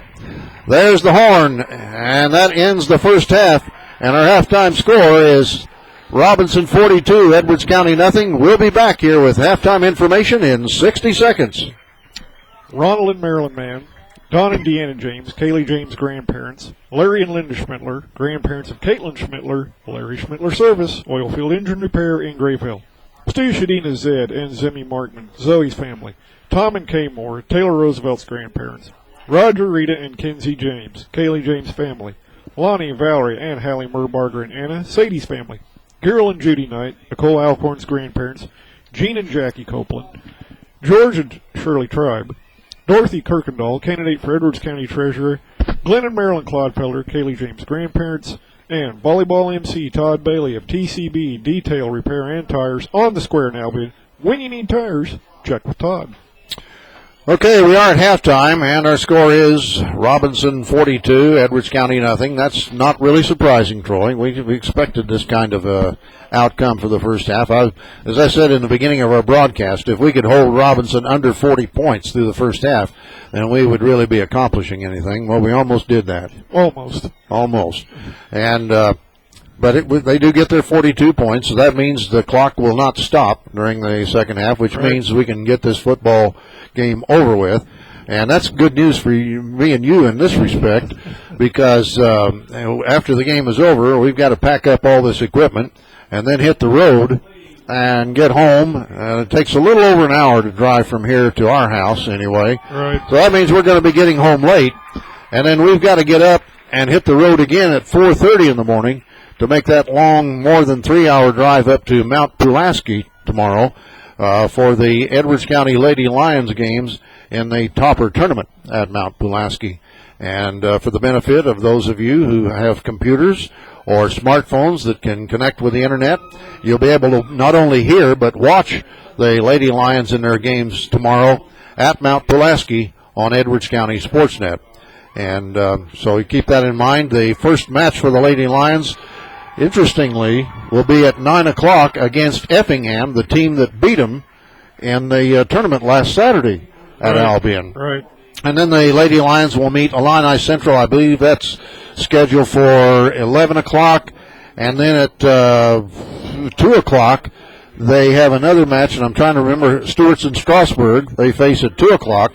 And then depending how the Lady Lions do in those three matches, that will determine when they play later on, perhaps for the tournament championship. Right. So you'll have to kind of keep watch on Facebook as we post on there what's coming up for the Lady Lions in that tournament from Mount Pulaski. So it's going to be a short night for us. Yes.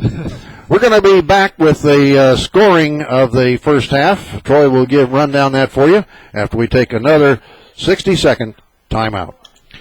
Bill and Susan Markman, grandparents of Zoe Markman, Carrie, Wayne, JT, and Callie Doss, cheering on Nicole Alcorn from Spring, Texas. Kathy and Jim Markman of CJ's Auto Sales and Service and CJ's Rental Homes. Former Midwest kid Gary Holtman, now out in Grants Pass, Oregon. Earl and Judy Loudermilk, Tim and Alicia Yates, Debbie Smith, Republican candidate for Edwards County Treasurer, Kai Coleman, Kaylee James' cousin, David and Glenna Summers, Pam Mann, Nina Mann, and Terry Mavis, Robert and Damona Neese, Kent and Sue Nail of Nail's Funeral Homes in Albion and Fairfield, Gospel Chapel, a non-denominational church in Bone Gap. Services begin every Sunday morning at 10. And Janice Shaw of Janice's Beauty Shop in Albion. She offers a complete line of beauty shop services for women, and she also cuts hair for men. Call Janice for an appointment at 445-2436. Just a few of our broadcast boosters who help cover our expenses of bringing you Edwards County Lions football and Edwards County Lady Lions volleyball. We are at halftime, and again, for those who may have just joined our broadcast, the score is Robinson 42, Edwards County nothing. No surprise in that at all. We knew that Edwards County was grossly overmatched in this game against this good Robinson team, who came in with a record of 7 wins and only 1 loss, and Edwards County playing with a record of 0-8 and likely to finish the season 0-9. And the only loss that this Robinson team has suffered this year was at the hands of Casey back on September 19th. And it, by the way, was a game here in Robinson. So you'd think Robinson would have had a leg up on. Now, again, Casey's a good football team. Don't get me wrong. But we talked to the broadcasters from Robinson, and they said it was turnovers that beat us in that game. And they lost that game to Casey 35-14. The next week, they had a scare in another home game here against Newton. It took double overtime for them to beat Newton, 20-14. And then they barely beat Lawrenceville the next week in a close game, 7-6. But after that, they've had pretty smooth sailing. 39-9 win over Olney, and then a 47-0 shellacking of Paris last week. And here tonight, well, they're up again by more than 40 points. So we know that Robinson is going to be in the playoffs. And I guess the IHSA will be announcing tomorrow which teams made the playoffs, something Edwards County doesn't have to worry about this year, with a record of 0-8 and soon to be 0-9. But the IHA will announce what teams made the playoffs and who's going to be playing who, where at. But we don't have to worry about that. So, Troy, run down the scoring for us, if you will, here for the first half. All right, Dave, with 7:16 left to play in the first quarter, Robinson went up 6-0 when Rickard had a 9-yard run. The point after try failed. 2:42 to play in the first quarter. Robinson went up 13-0 when Powell scored on a 4-yard run. The point after try was good. In the second quarter, with 10:08 left to play, Robinson goes up 21-0 after Cox has a 3-yard run, and the 2-point conversion was good. 4:41 to play in the second quarter. Robinson goes up 28-0. Rickert again with a 15-yard run. The point after try is good. With 1:40 left to play in the second quarter, Robinson goes up 36-0. It's Dirks with a 34-yard touchdown pass from Stevens. The 2-point conversion is good. And then with just 25 seconds left to play in the second quarter, Robinson goes up 42-0. Miller with a 22-yard run. The point after try was no good. So that's how these 42 points were scored here in the first half. And again, with that 40-point or more lead, the then the clock in the second half will not stop, except, of course, for penalties or for injuries. In other words, plays that go out of bounds will not stop the clock.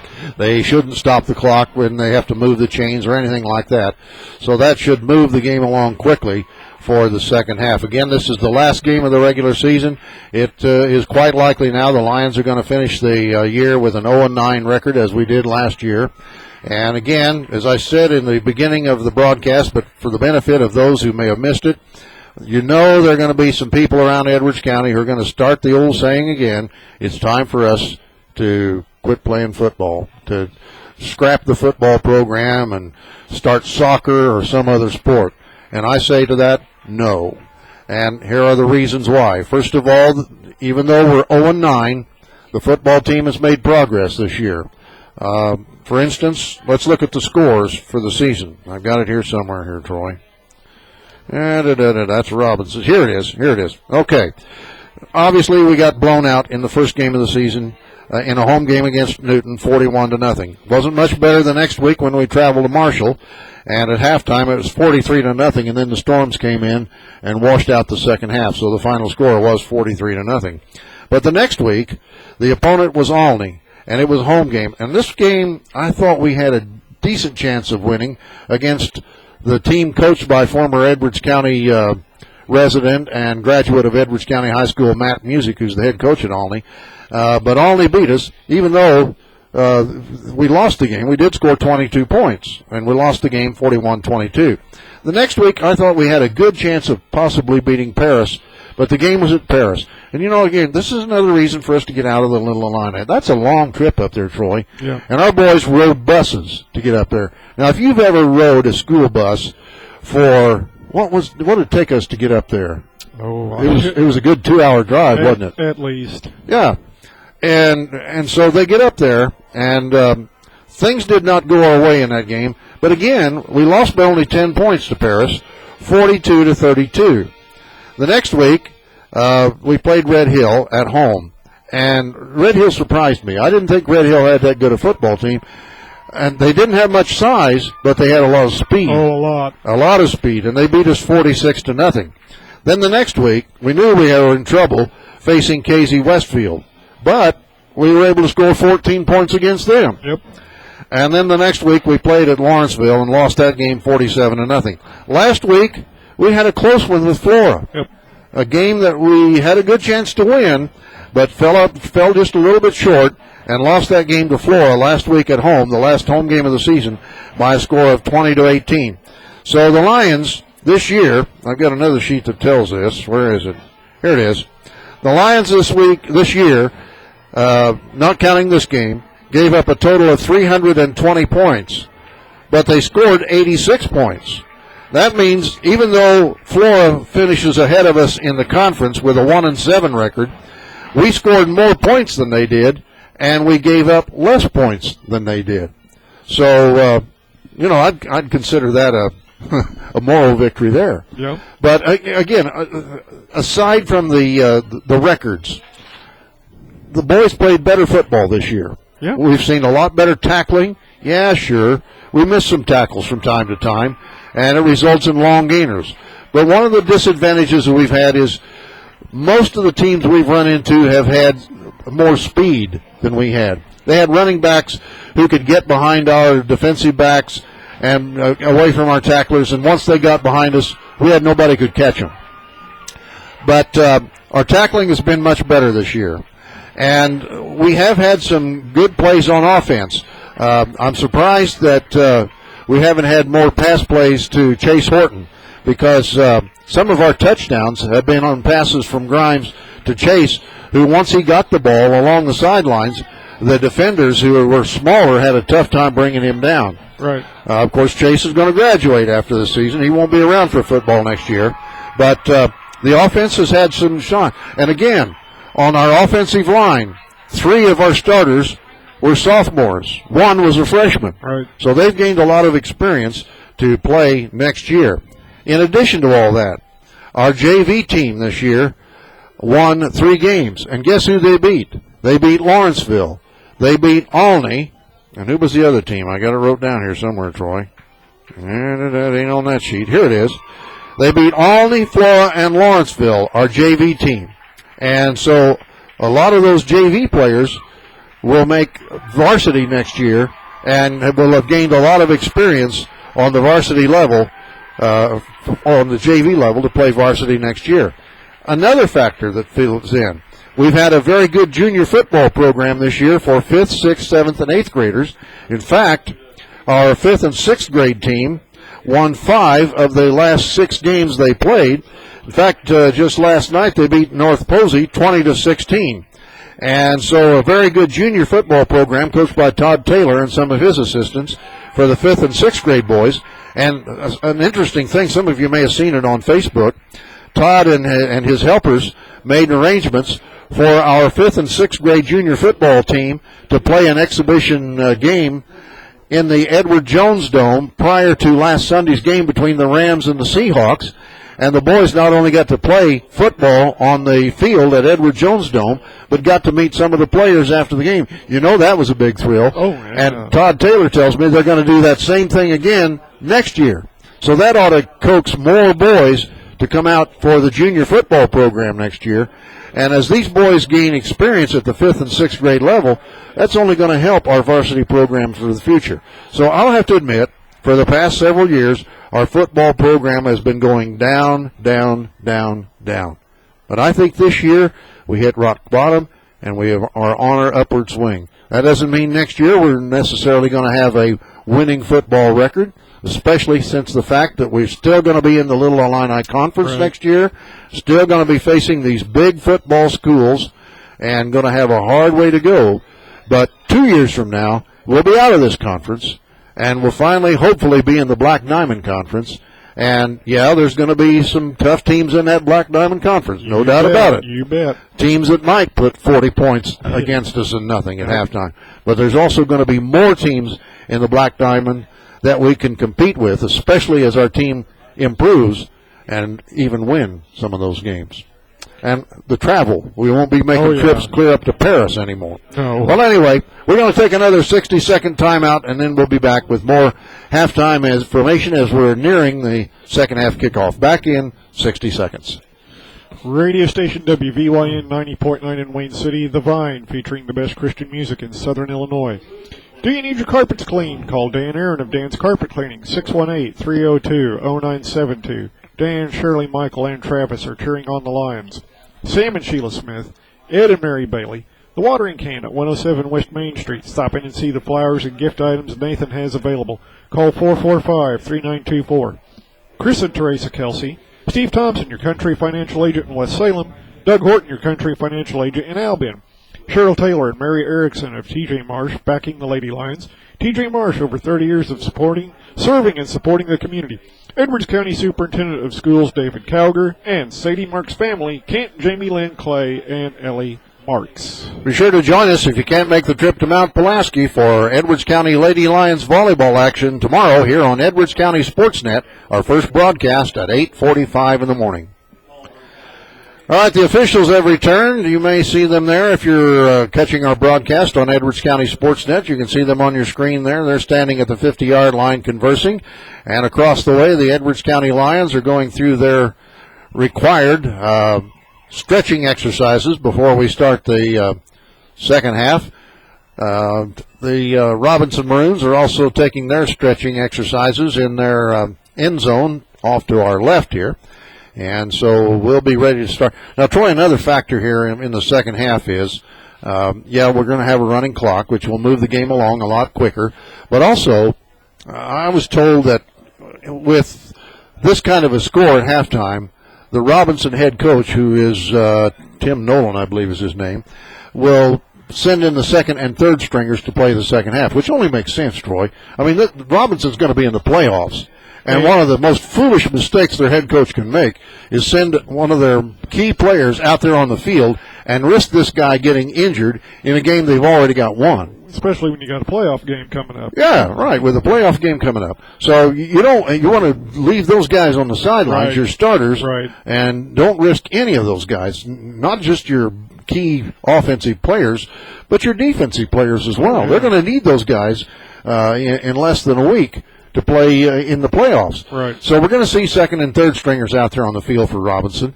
And this is going to give the Edwards County offense, obviously, Coach Horton's going to go with his first stringers. And this is where sometimes we've scored some of our points in games earlier this season, is against second stringers.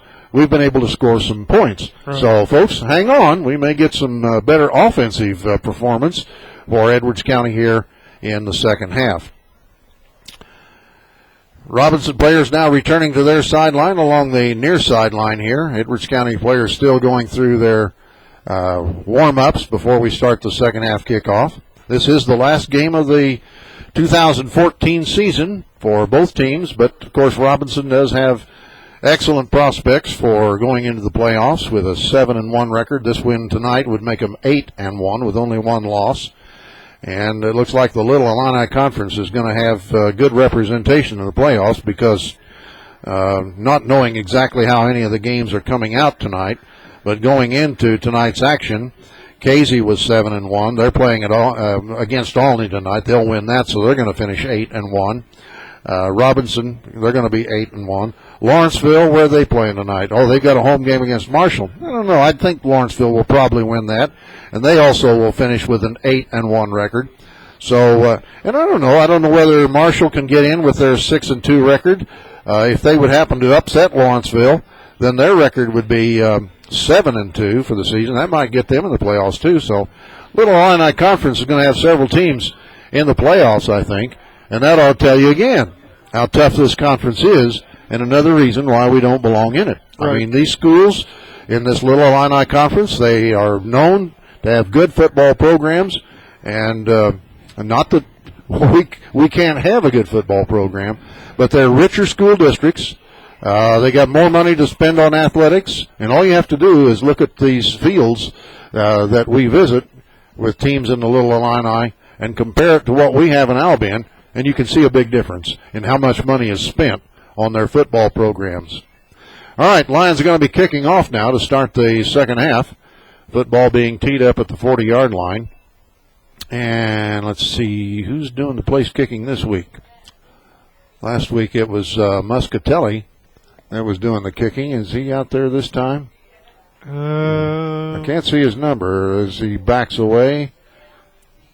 Is that number 60? Is that what it is, Troy? It looks like 40, but I could be wrong, Dave. Yeah, that's a 4 on the left side of the jersey. 40, okay, kicking it off then is Feldman. Feldman kicks it away. It bounds at the 25 up to the 20-yard line. The receiver on the far sideline stumbles forward to the 30 and now is snowed under short of the 35-yard line by a host of Edwards County tacklers. Emery is over there, one of the Lions getting up. Let's see who else on the tackle there. 46? No, we don't have a 46. Well, anyway, it's going to be 1st and 10 for Robinson from their own 33-yard line, it appears, from here.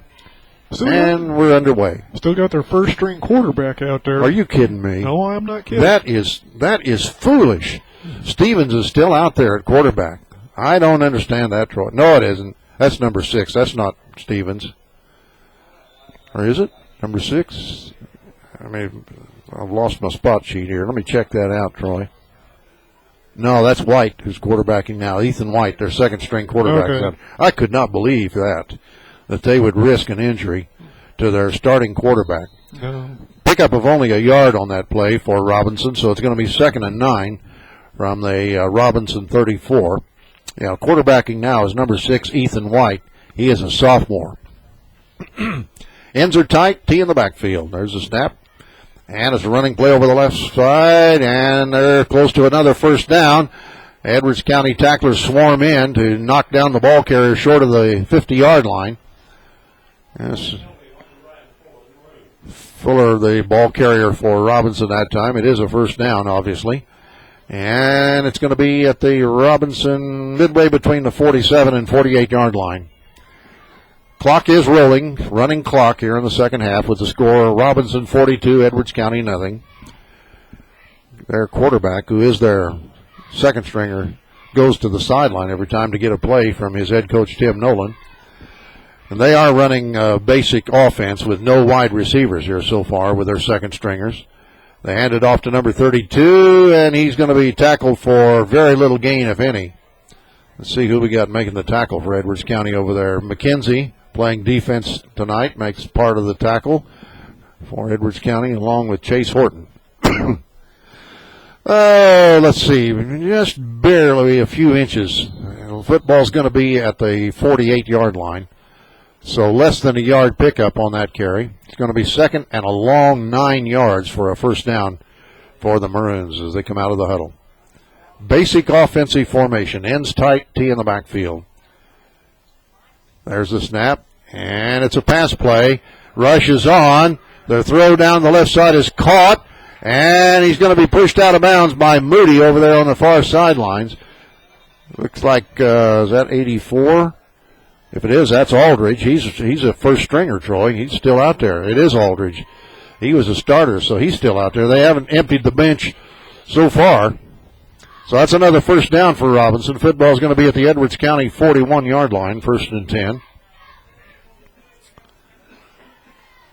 4 defensive linemen in there for Edwards County with 4 linebackers, 3 defensive backs in there. Receivers go wide this time for Robinson. Quarterback under center, calling signals. Man in motion from the left side. There's a snap and the handoff to him. And he's going to be tackled for a loss. Good tackle by Kyle Fajeda for Edwards County. And the ball carrier was number 12, Nick Hale. He is a freshman, 5'8", 140-pound freshman, but he's tackled for a loss of about 6 yards. Back to the Edwards County 46-yard line. So it's going to be second now and about 5 or 6 yards, or 15 or 16 yards for another first down. Coming up on 7:50 to play here in the third period. Maroons come out of the huddle again. Once again, the ends are tight. T in the backfield. And there's a snap, and it's a running play up the middle, and not much there. Lane Stockton comes up there to make the tackle from his linebacker position. Short gain on the play for Robinson. And he gets to the 45-yard line where it'll be third down and about 14 yards for another first down for the Maroons. Clock still running, coming up on 7:15 to play, third period. Robinson 42, Edwards County nothing. This time the Maroons send receivers wide to both sides. And now we got movement. That should be against Robinson. Their left tackle moved. So did Edwards County's line, but I think they were drawn off. It is illegal procedure against Robinson. So that'll cost them 5 yards, a false start. Moves the football back to the midfield stripe. And that's going to be a long third down play now facing the Maroons. Third and almost 20 yards for another first down. I think they have to get to the 31 for a first down. So about 19 yards for another first down for Robinson. Those are the football right on the 50-yard line. 6:30 to play now, third period. And now the quarterback in the gun formation. Takes the snap. Looks to pass. Rushes on. Rolling to the right. Throws downfield. It's incomplete. Pass was intended for number 32, Wyatt Ellison. He's a sophomore, but the pass incomplete. And that will not stop the clock again because we have a running clock now with a 42-0 score. So that brings up fourth down from the 50-yard line. Fourth and a good 19 yards for another first down for Robinson. And it looks like they're going to kick it away. They are in punt formation, and Lucas Horton is back standing at the 15-yard line to receive this kick. There's the pass. It's a good one. Rush is on, almost blocked, but he gets it away, and it's going to be a fair catch made by, let's see who made that catch, number 44, Embry. Pardon me, Andrew Embry. A fair catch for Edwards County at the 31-yard line, 1st and 10 for the Lions. So let's see what the Lions offense can do now with supposedly the second-string defense for the Robinson Maroons. Same lineup that we've had so far. Weber at center. Stockton and Keener at guards. Messman and McKenzie at tackles. Wide receivers are Chase and Lucas Horton. Logan Potter and Dakota Moore in the backfield. It's Grimes, the quarterback, hands it off, running play right up the middle. And short yardage there for our ball carrier, who was Gabe Smith. Let's see, Smith was going to get about 2 yards on that run.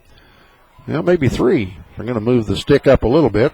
Let's call it 2nd and 7 for Edwards County from their own 34-yard line. 4.5 minutes now to play, third period. Lions out of the huddle. Chase and Lucas go wide right. Moore and Potter go wide left. There's a snap. Grimes back to pass. Now rolling to the right. Still running. He's at the 35, the 40, and he may have the first down as he falls across the 40-yard line. Drew Grimes kept the ball and ran around the right end and does get the first down. That'll put it at the Edwards County 43, where it's 1st and 10. Moody goes to the sidelines. That means Gabe Smith's back in the ball game, as Moody was in on that play. Lions have the football on the far side hash mark. Weber, the center, comes out over the ball. Here's Potter wide left. And Moore is in the slot on the left. The Horton boys wide right. Smith in the backfield with Grimes. He gets the snap. Looks left. Rolls left. Throws downfield. Pass is caught by Logan Potter, and he's going to be tackled inside the 40-yard line. Nice catch and a nice pass from Grimes to Potter, and that's another first down for Edwards County. And that's in Robinson territory to the Robinson 38-yard line. Good pass play from Grimes to Potter. And the clock continues to run, coming up on 3:10 to play now, third period. Come on, Lions, let's get a touchdown here. Here's Logan Potter wide left. Again, Moore in the slot on the left side. There's a snap. And Moody's going to run with the ball, and they were waiting for him there. Ryan Moody tried to run with the football over his left or right guard and right tackle, but there was no hole there. And he's going to lose about a yard on the play. We'll call it 2nd and a good 11 yards for another first down from the Robinson 40-yard line.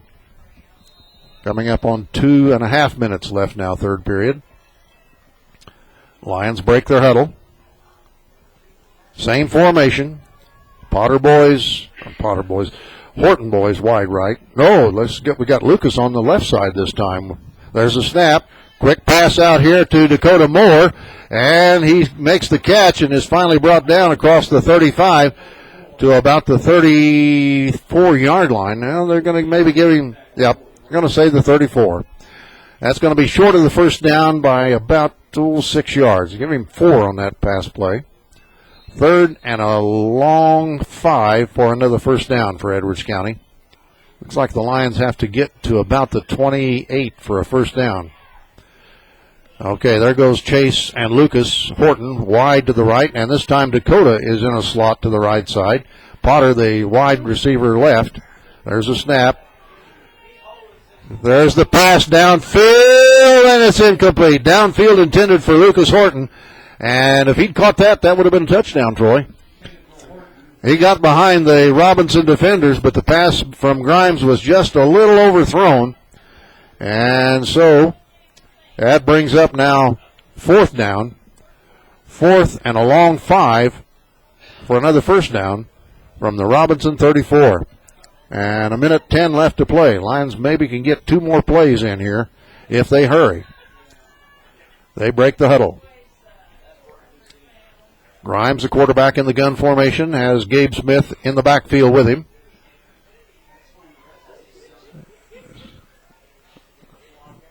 Drew's still calling signals. Don't waste time, Drew. There's a snap. Chase, the rush is on. He's going to have to run for his life. And he's got the first down. Drew now is across the 20-yard line, brought down at the 17 maybe. Good run by Drew Grimes. Looked like he was going to be tackled for a loss, Troy. But he got away. He got away from the pursuit and turns it into a good gainer. That's probably going to be the last play of the third quarter. But the Lions are driving now. They've got it inside the 20 to about the in between the 18 and the 17-yard line. 1st and 10. This time Moody's back in the backfield with Grimes, the quarterback. He gets the snap. Throws one out here in the right flat to Lucas Horton. and he's going to be tackled. Good tackle out there for Robinson by number 12, Nick Hale, and that ends the third period. Our score is Robinson 42, Edwards County nothing. Back in 60 seconds. David and Lisa Mathis, Doug and Linda Raber. Doug is your State Farm Insurance agent in Albion. Gene Kolak, owner of the Man Cave Gallery in Fairfield. Western memorabilia, motivational posters, pictures, and Native American art. Gene carries many custom, handmade, and factory knives. Shad, Marilee Lindsay, and Seth McKenzie of McKenzie Farms. Dr. Chris Ballard and his wife Jerry. Kevin, Heidi, and TJ Smurden.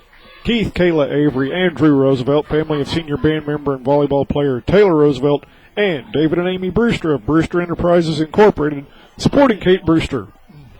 Speaking of Kate Brewster, that reminds me of the Edwards County volleyball team. They'll be in action again, don't forget, tomorrow at Mount Pulaski. That's a good over 3-hour drive from our territory to get up there.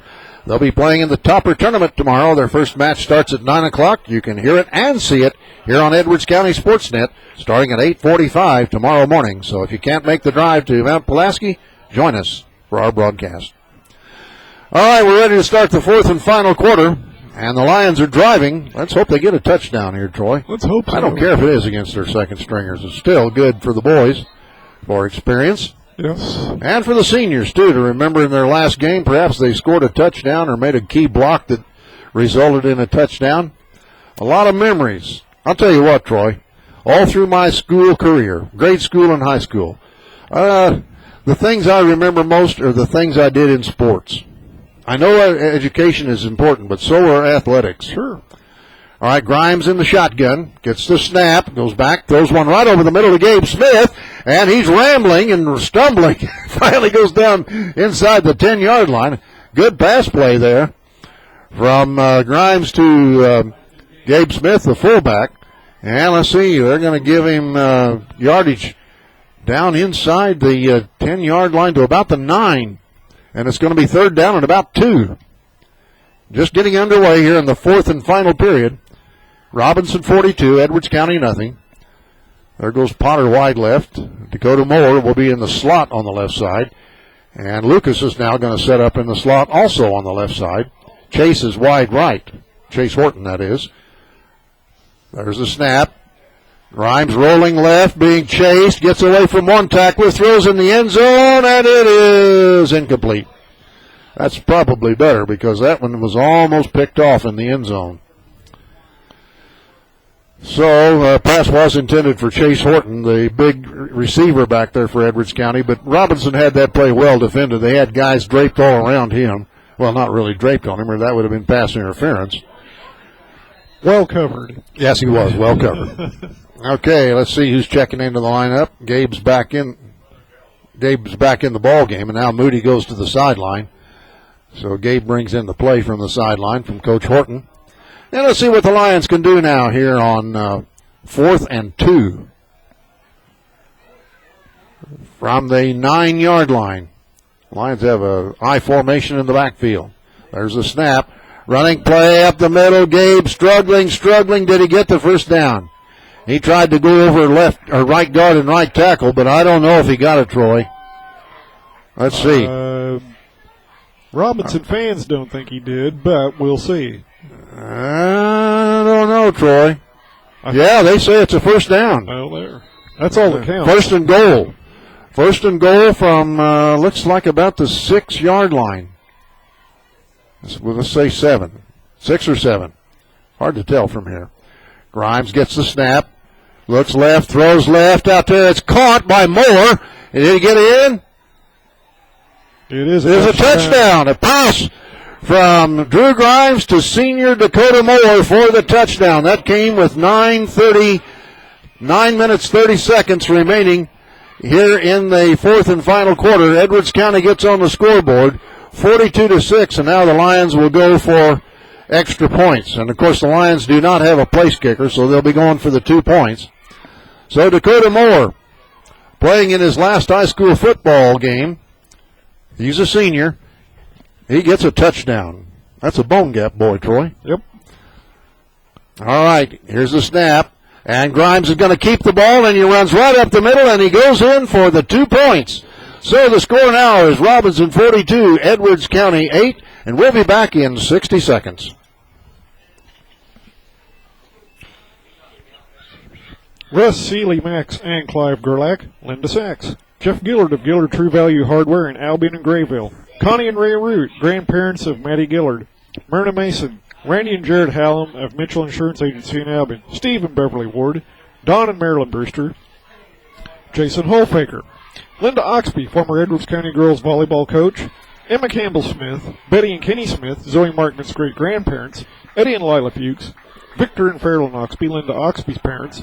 Phil and Nancy Watkins in Grants Pass, Oregon, Megan's grandparents. Ronald and Marilyn Mann.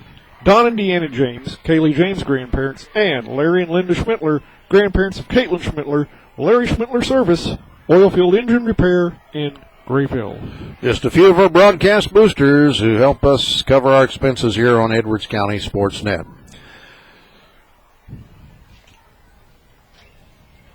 Well, the Lions get on the scoreboard with 9 minutes, 30 seconds remaining in the football game. A touchdown pass from Grimes to Moore, and the extra point run for 2 points by Grimes on the quarterback keeper. Now the Lions will kick it away from the 40-yard line.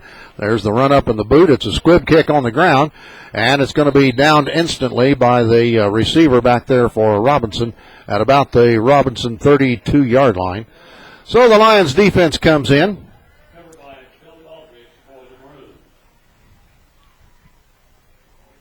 For those of you listening on WOKZ, we're glad to have you listening to our broadcast tonight.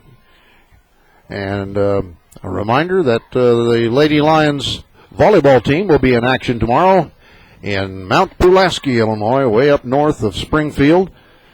Good 3-hour drive from Edwards County. Their topper tournament competition begins tomorrow morning at 9 o'clock. All right, Robinson with the ball. Long count by their quarterback. Now a man in motion from the left side to the right. And it's a running play up over the middle. Not much there. Lions are ready for that play. Looks like Chase Horton in on the tackle for Edwards County, along with number 60. Is that Lane Stockton? No, Gage Weber in on the tackle. So Gage playing a little on defense. I see also playing out there on defense now for Edwards County is Case Robinson.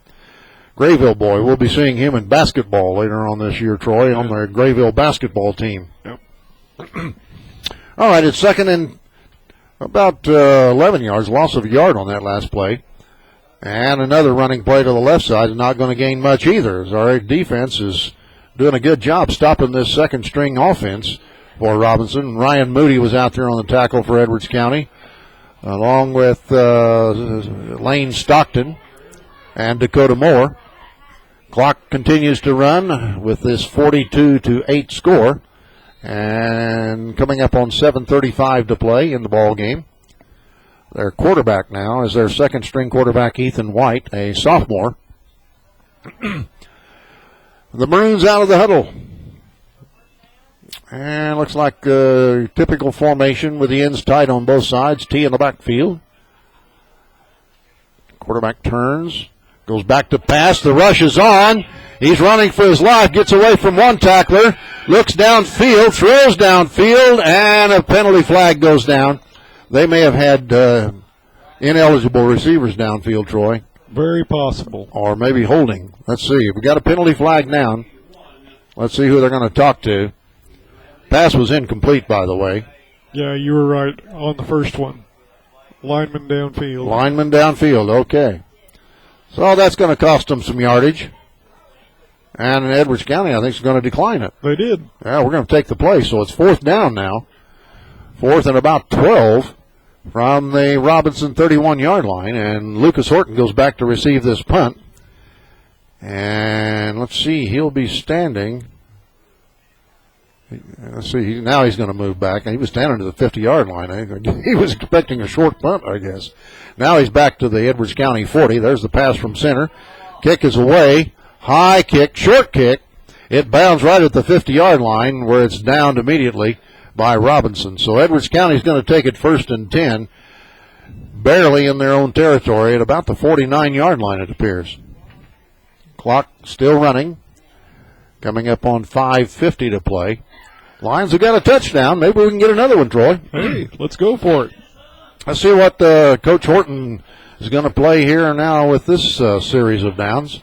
Lions moved down the field here the last time we had it and scored a touchdown, and then got the 2 points on the extra point run by quarterback Grimes. A good pass from Grimes to Dakota Moore for the touchdown.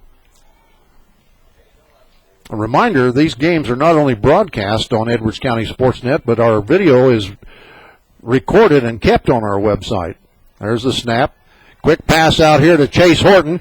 He's at the 50, the 45, the 40, and finally pushed out of bounds by about 3 tacklers in Robinson territory at about the 33 or 34-yard line. Yes, all of our broadcasts are kept on our website, EdwardsCountySports.net, and that's where you can not only hear but watch all of our broadcasts that we've made this year, both volleyball and football. All right.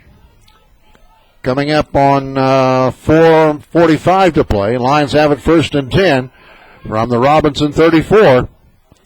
Grimes has Ryan Moody in the backfield with him. Hands it off to Ryan. There he's at the 30, the 25, the 20, and finally brought down inside the 20-yard line. Good run by Ryan Moody. He's got another first down for Edwards County. Getting good blocking up front there by the 5 offensive linemen for Edwards County. Moody goes to the sideline now as Smith comes in with the play. Lions need to put up another touchdown here. 42-8 to score. Yes, I know it's against their second stringers, but it still is good for these football players to be seeing something positive going on here. And you know Dakota Moore will remember that touchdown. All right, Grimes is going to keep the football. Gets a block. He's at the 15 and is going to be wrestled down close to the 10-yard line. Grimes ran into one of his own blockers there. Otherwise, he would have gotten more yardage on that play. But he got a good 8 yards on the play. So it's going to be 2nd and about 2. And the line of scrimmage is going to be about the 12-yard line. Clock running, coming up on 3:25 to play now. Come on, Lions. Hurry up. Let's get another score. There goes Potter wide left. Here comes Lucas Horton in the slot on the right side. Chase is out here wide right. There's a snap. Grimes back to pass. He's going to run again, but he's going to be sacked for a loss. Well, that hurts. Grimes is sacked for a loss back near the 20-yard line. So the blocking broke apart that time, and their defenders were in there to stop Horton or stop Grimes before he could get a pass off there. So we got to hurry now. Coming up on 2:40 to play. Lions are back in their huddle. There goes Potter wide left. Moore will be in the slot on the left. And the Horton boys wide right. Gabe Smith is in the backfield with Grimes, the quarterback, who's in the gun formation. And there's a snap. Grimes back, rushes on, throws down the right side. It is caught! Oh, he dropped it. Oh, Chase was wide open in the end zone. That photographer down, is that a photographer? No, it's a band members. They've got all kinds of equipment down there. They better move that stuff. It's a tuba laying down there. It's a wonder that Chase didn't stumble over that. Well, that's too bad. Come on, hurry, Lions. The clock continues to run. Incomplete passes do not stop the clock when you're on a running play, a running clock. Less than 2 minutes to play. That would have been a touchdown, but Grimes, or the pass from Grimes to Chase Horton was dropped in the end zone. All right, it's now 4th down. The Lions have got to do something on this play. There's the snap. Grimes is going to keep the ball. He gets away from one tackler. Now he's rolling for the other sideline. He is run out of bounds. He's in for a touchdown. They're signaling touchdown. Grimes runs in from 17 yards out. Grimes scores that one with 1:15 left in the ball game, and now they're going to stop the clock for the extra point coming up. So the score now is Robinson 42, Edwards County 14. And the Lions again will go for 2 points because we don't have a kicker. That came with 1:11 on the clock. Well, we're going to have some drives of the game to talk about, Troy, as well as the back of the game at the end of our broadcast, so stay with us for that, folks. The drive of the game and the back of the game selections. We'll make that as soon as the game is over. All right, we're going for the 2 points again. Smith is in the backfield with Grimes. There's the snap, low snap, and Grimes is rolling left, throwing in the end zone. That's going to be knocked down, and so the extra point attempt is no good. The score now is Robinson 42, Edwards County 14, back here in 60 seconds. Stu Shadina Zed and Zibby Markman, Zoe's family. Tom and Kay Moore, Taylor Roosevelt's grandparents. Roger Rita and Kenzie James, Kaylee James' family. Lonnie, Valerie, and Hallie Merbarger and Anna, Sadie's family. Gerald and Judy Knight, Nicole Alcorn's grandparents. Jean and Jackie Copeland. George and Shirley Tribe. Dorothy Kirkendall, candidate for Edwards County Treasurer. Glenn and Marilyn Clodfelder, Kaylee James' grandparents. Volleyball MC Todd Bailey of TCB Detail Repair and Tires on the Square in Albion. When you need tires, check with Todd. Bill and Susan Markman, grandparents of Zoe Markman, and Carrie Wayne, JT, and Callie Doss, cheering on Nicole Alcorn from Spring, Texas. And a reminder again, Troy and I will be covering all of the Edwards County Lions varsity basketball games this coming season here on Edwards County Sports.net. And we're going to need some more broadcast boosters, so let us know if you'd be willing to support our broadcast of Edwards County basketball on Edwards County Sports.net. All right, Lions will be kicking it off again from the 40-yard line with only a minute and 11 seconds left in the football game. Lions have scored 2 touchdowns now here in the second half. There's a run up and there's a kick. It's a squib on the ground, and it goes out of bounds over on the far sidelines at about the 36-yard line. So, they still haven't started the clock. They didn't start it. Of course, they wouldn't start it on a kickoff until somebody touches it. So Robinson's going to have the football with a minute and 11 seconds to go. And the Edwards County defense comes out on the field. Last game of the regular season for the Lions. Robinson, of course, has the playoffs to look forward to with their soon-to-be 8-1 record on the season. And the Robinson fans will find out tomorrow who they'll be playing in the playoffs and where they will be playing. All right, the Maroons out of the huddle. T in the backfield, ends tight. And once again, we have penalty flags go down as Edwards County jumps offside, but were we drawn off? That's the question. Let's see what the, I think that's going to be it. They're going to let the clock run out. That's going to be it. Right down the score, Troy. Final score, Robinson 42, Edwards County 14. That's the end of the football game, and we'll be back with the scoring wrap-up after this 60-second timeout. Kathy and Jim Markman of CJ's Auto Sales and Service and CJ's Rental Homes. Former Midwest kid Gary Holtman now out in Grants Pass, Oregon. Earl and Judy Loudermilk, Tim and Alicia Yates. Debbie Smith, Republican candidate for Edwards County Treasurer. Kai Coleman, Kaylee James' cousin. David and Glenna Summers, Pam Mann, Nina Mann, and Terry Mavis. Robert and Damona Niece. Kent and Sue Nail of Nail's Funeral Homes in Albion and Fairfield. And Gospel Chapel, a non-denominational church in Bone Gap. Services begin every Sunday morning at 10. Again, those are just a few of the broadcast boosters. We will be broadcasting tomorrow from Mount Pulaski as the Lady Lions play in the Topper Tournament. They'll be playing at least 3 matches, possibly as many as 5 tomorrow. And you can not only hear but see all those games here on Edwards County Sports.net. Our first broadcast tomorrow at 8:45 a.m. Well, Troy, the game is over, and Robinson wins it 42-14. Why don't you run down the scoring, if you will, and then we'll make our drives of the game and backs of the game selections here before we close out our broadcast.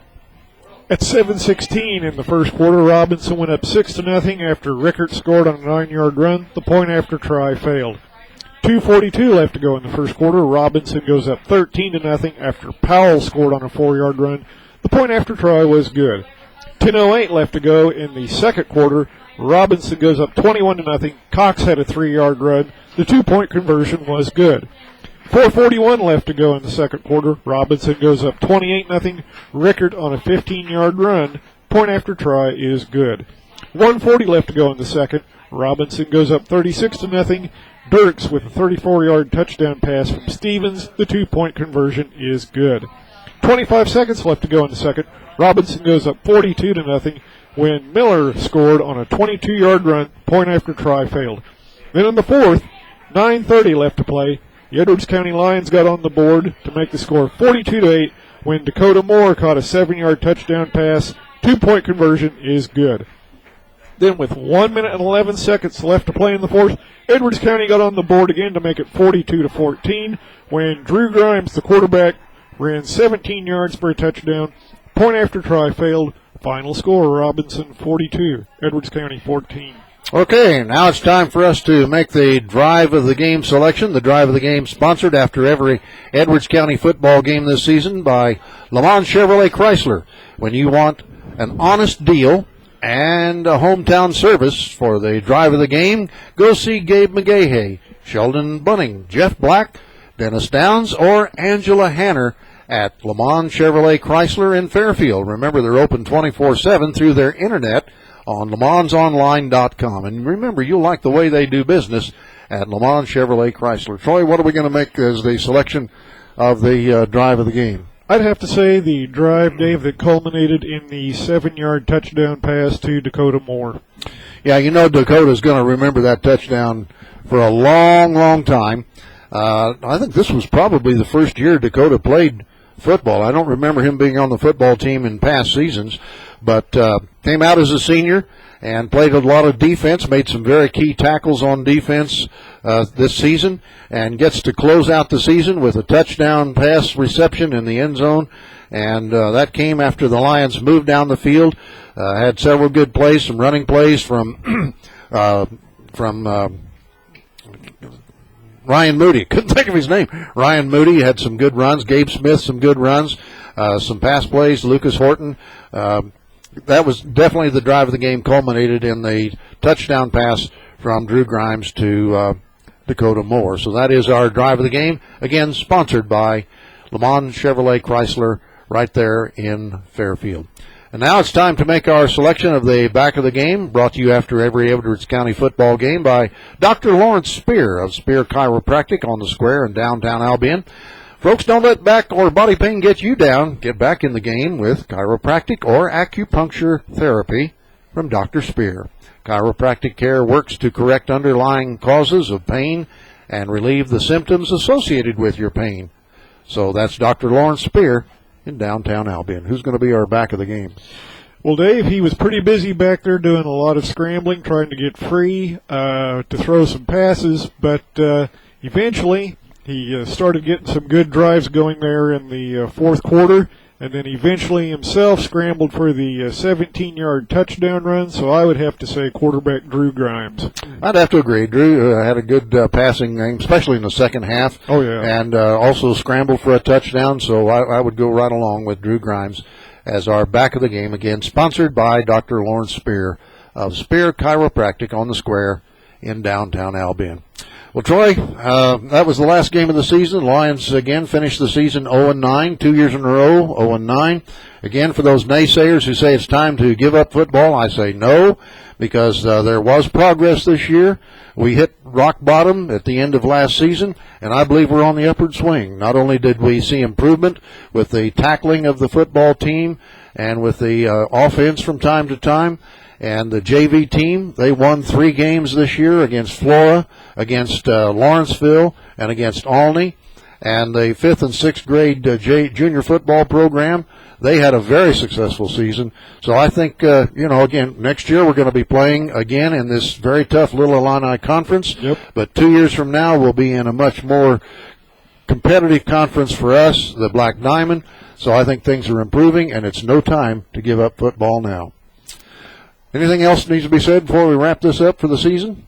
I think, like you said earlier, Dave, there were positive things to look at for the team.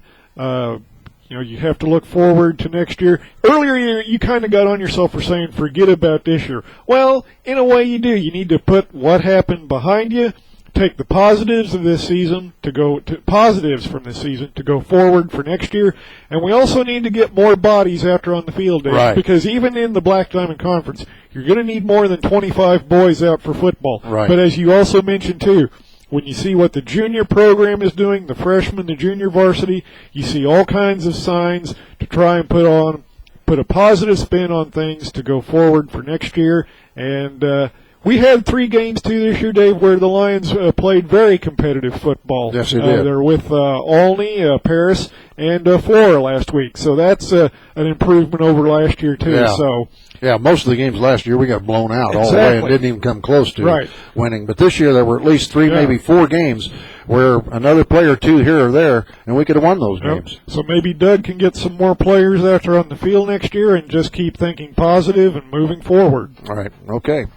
All right, I think that about is all we need to be said here tonight, Troy. And again, for the benefit of Edwards County fans, the Lady Lions will be playing tomorrow in the Topper Tournament at Mount Pulaski. And if you can't make that long drive up there, remember you can see and hear the games here on Edwards County Sports.net. We're also glad that we were able to make an arrangement to where our broadcast could be carried during the football season on radio station WOKZ 105.9 on the FM dial out of Fairfield. And we appreciate those businesses that sponsored the broadcast on WOKZ. So again, the final score here tonight was Robinson 42, Edwards County 14. So on behalf of our sponsors and my brother Troy here, this is Dave Rigg bidding you a pleasant good evening from Robinson. Good night, everybody.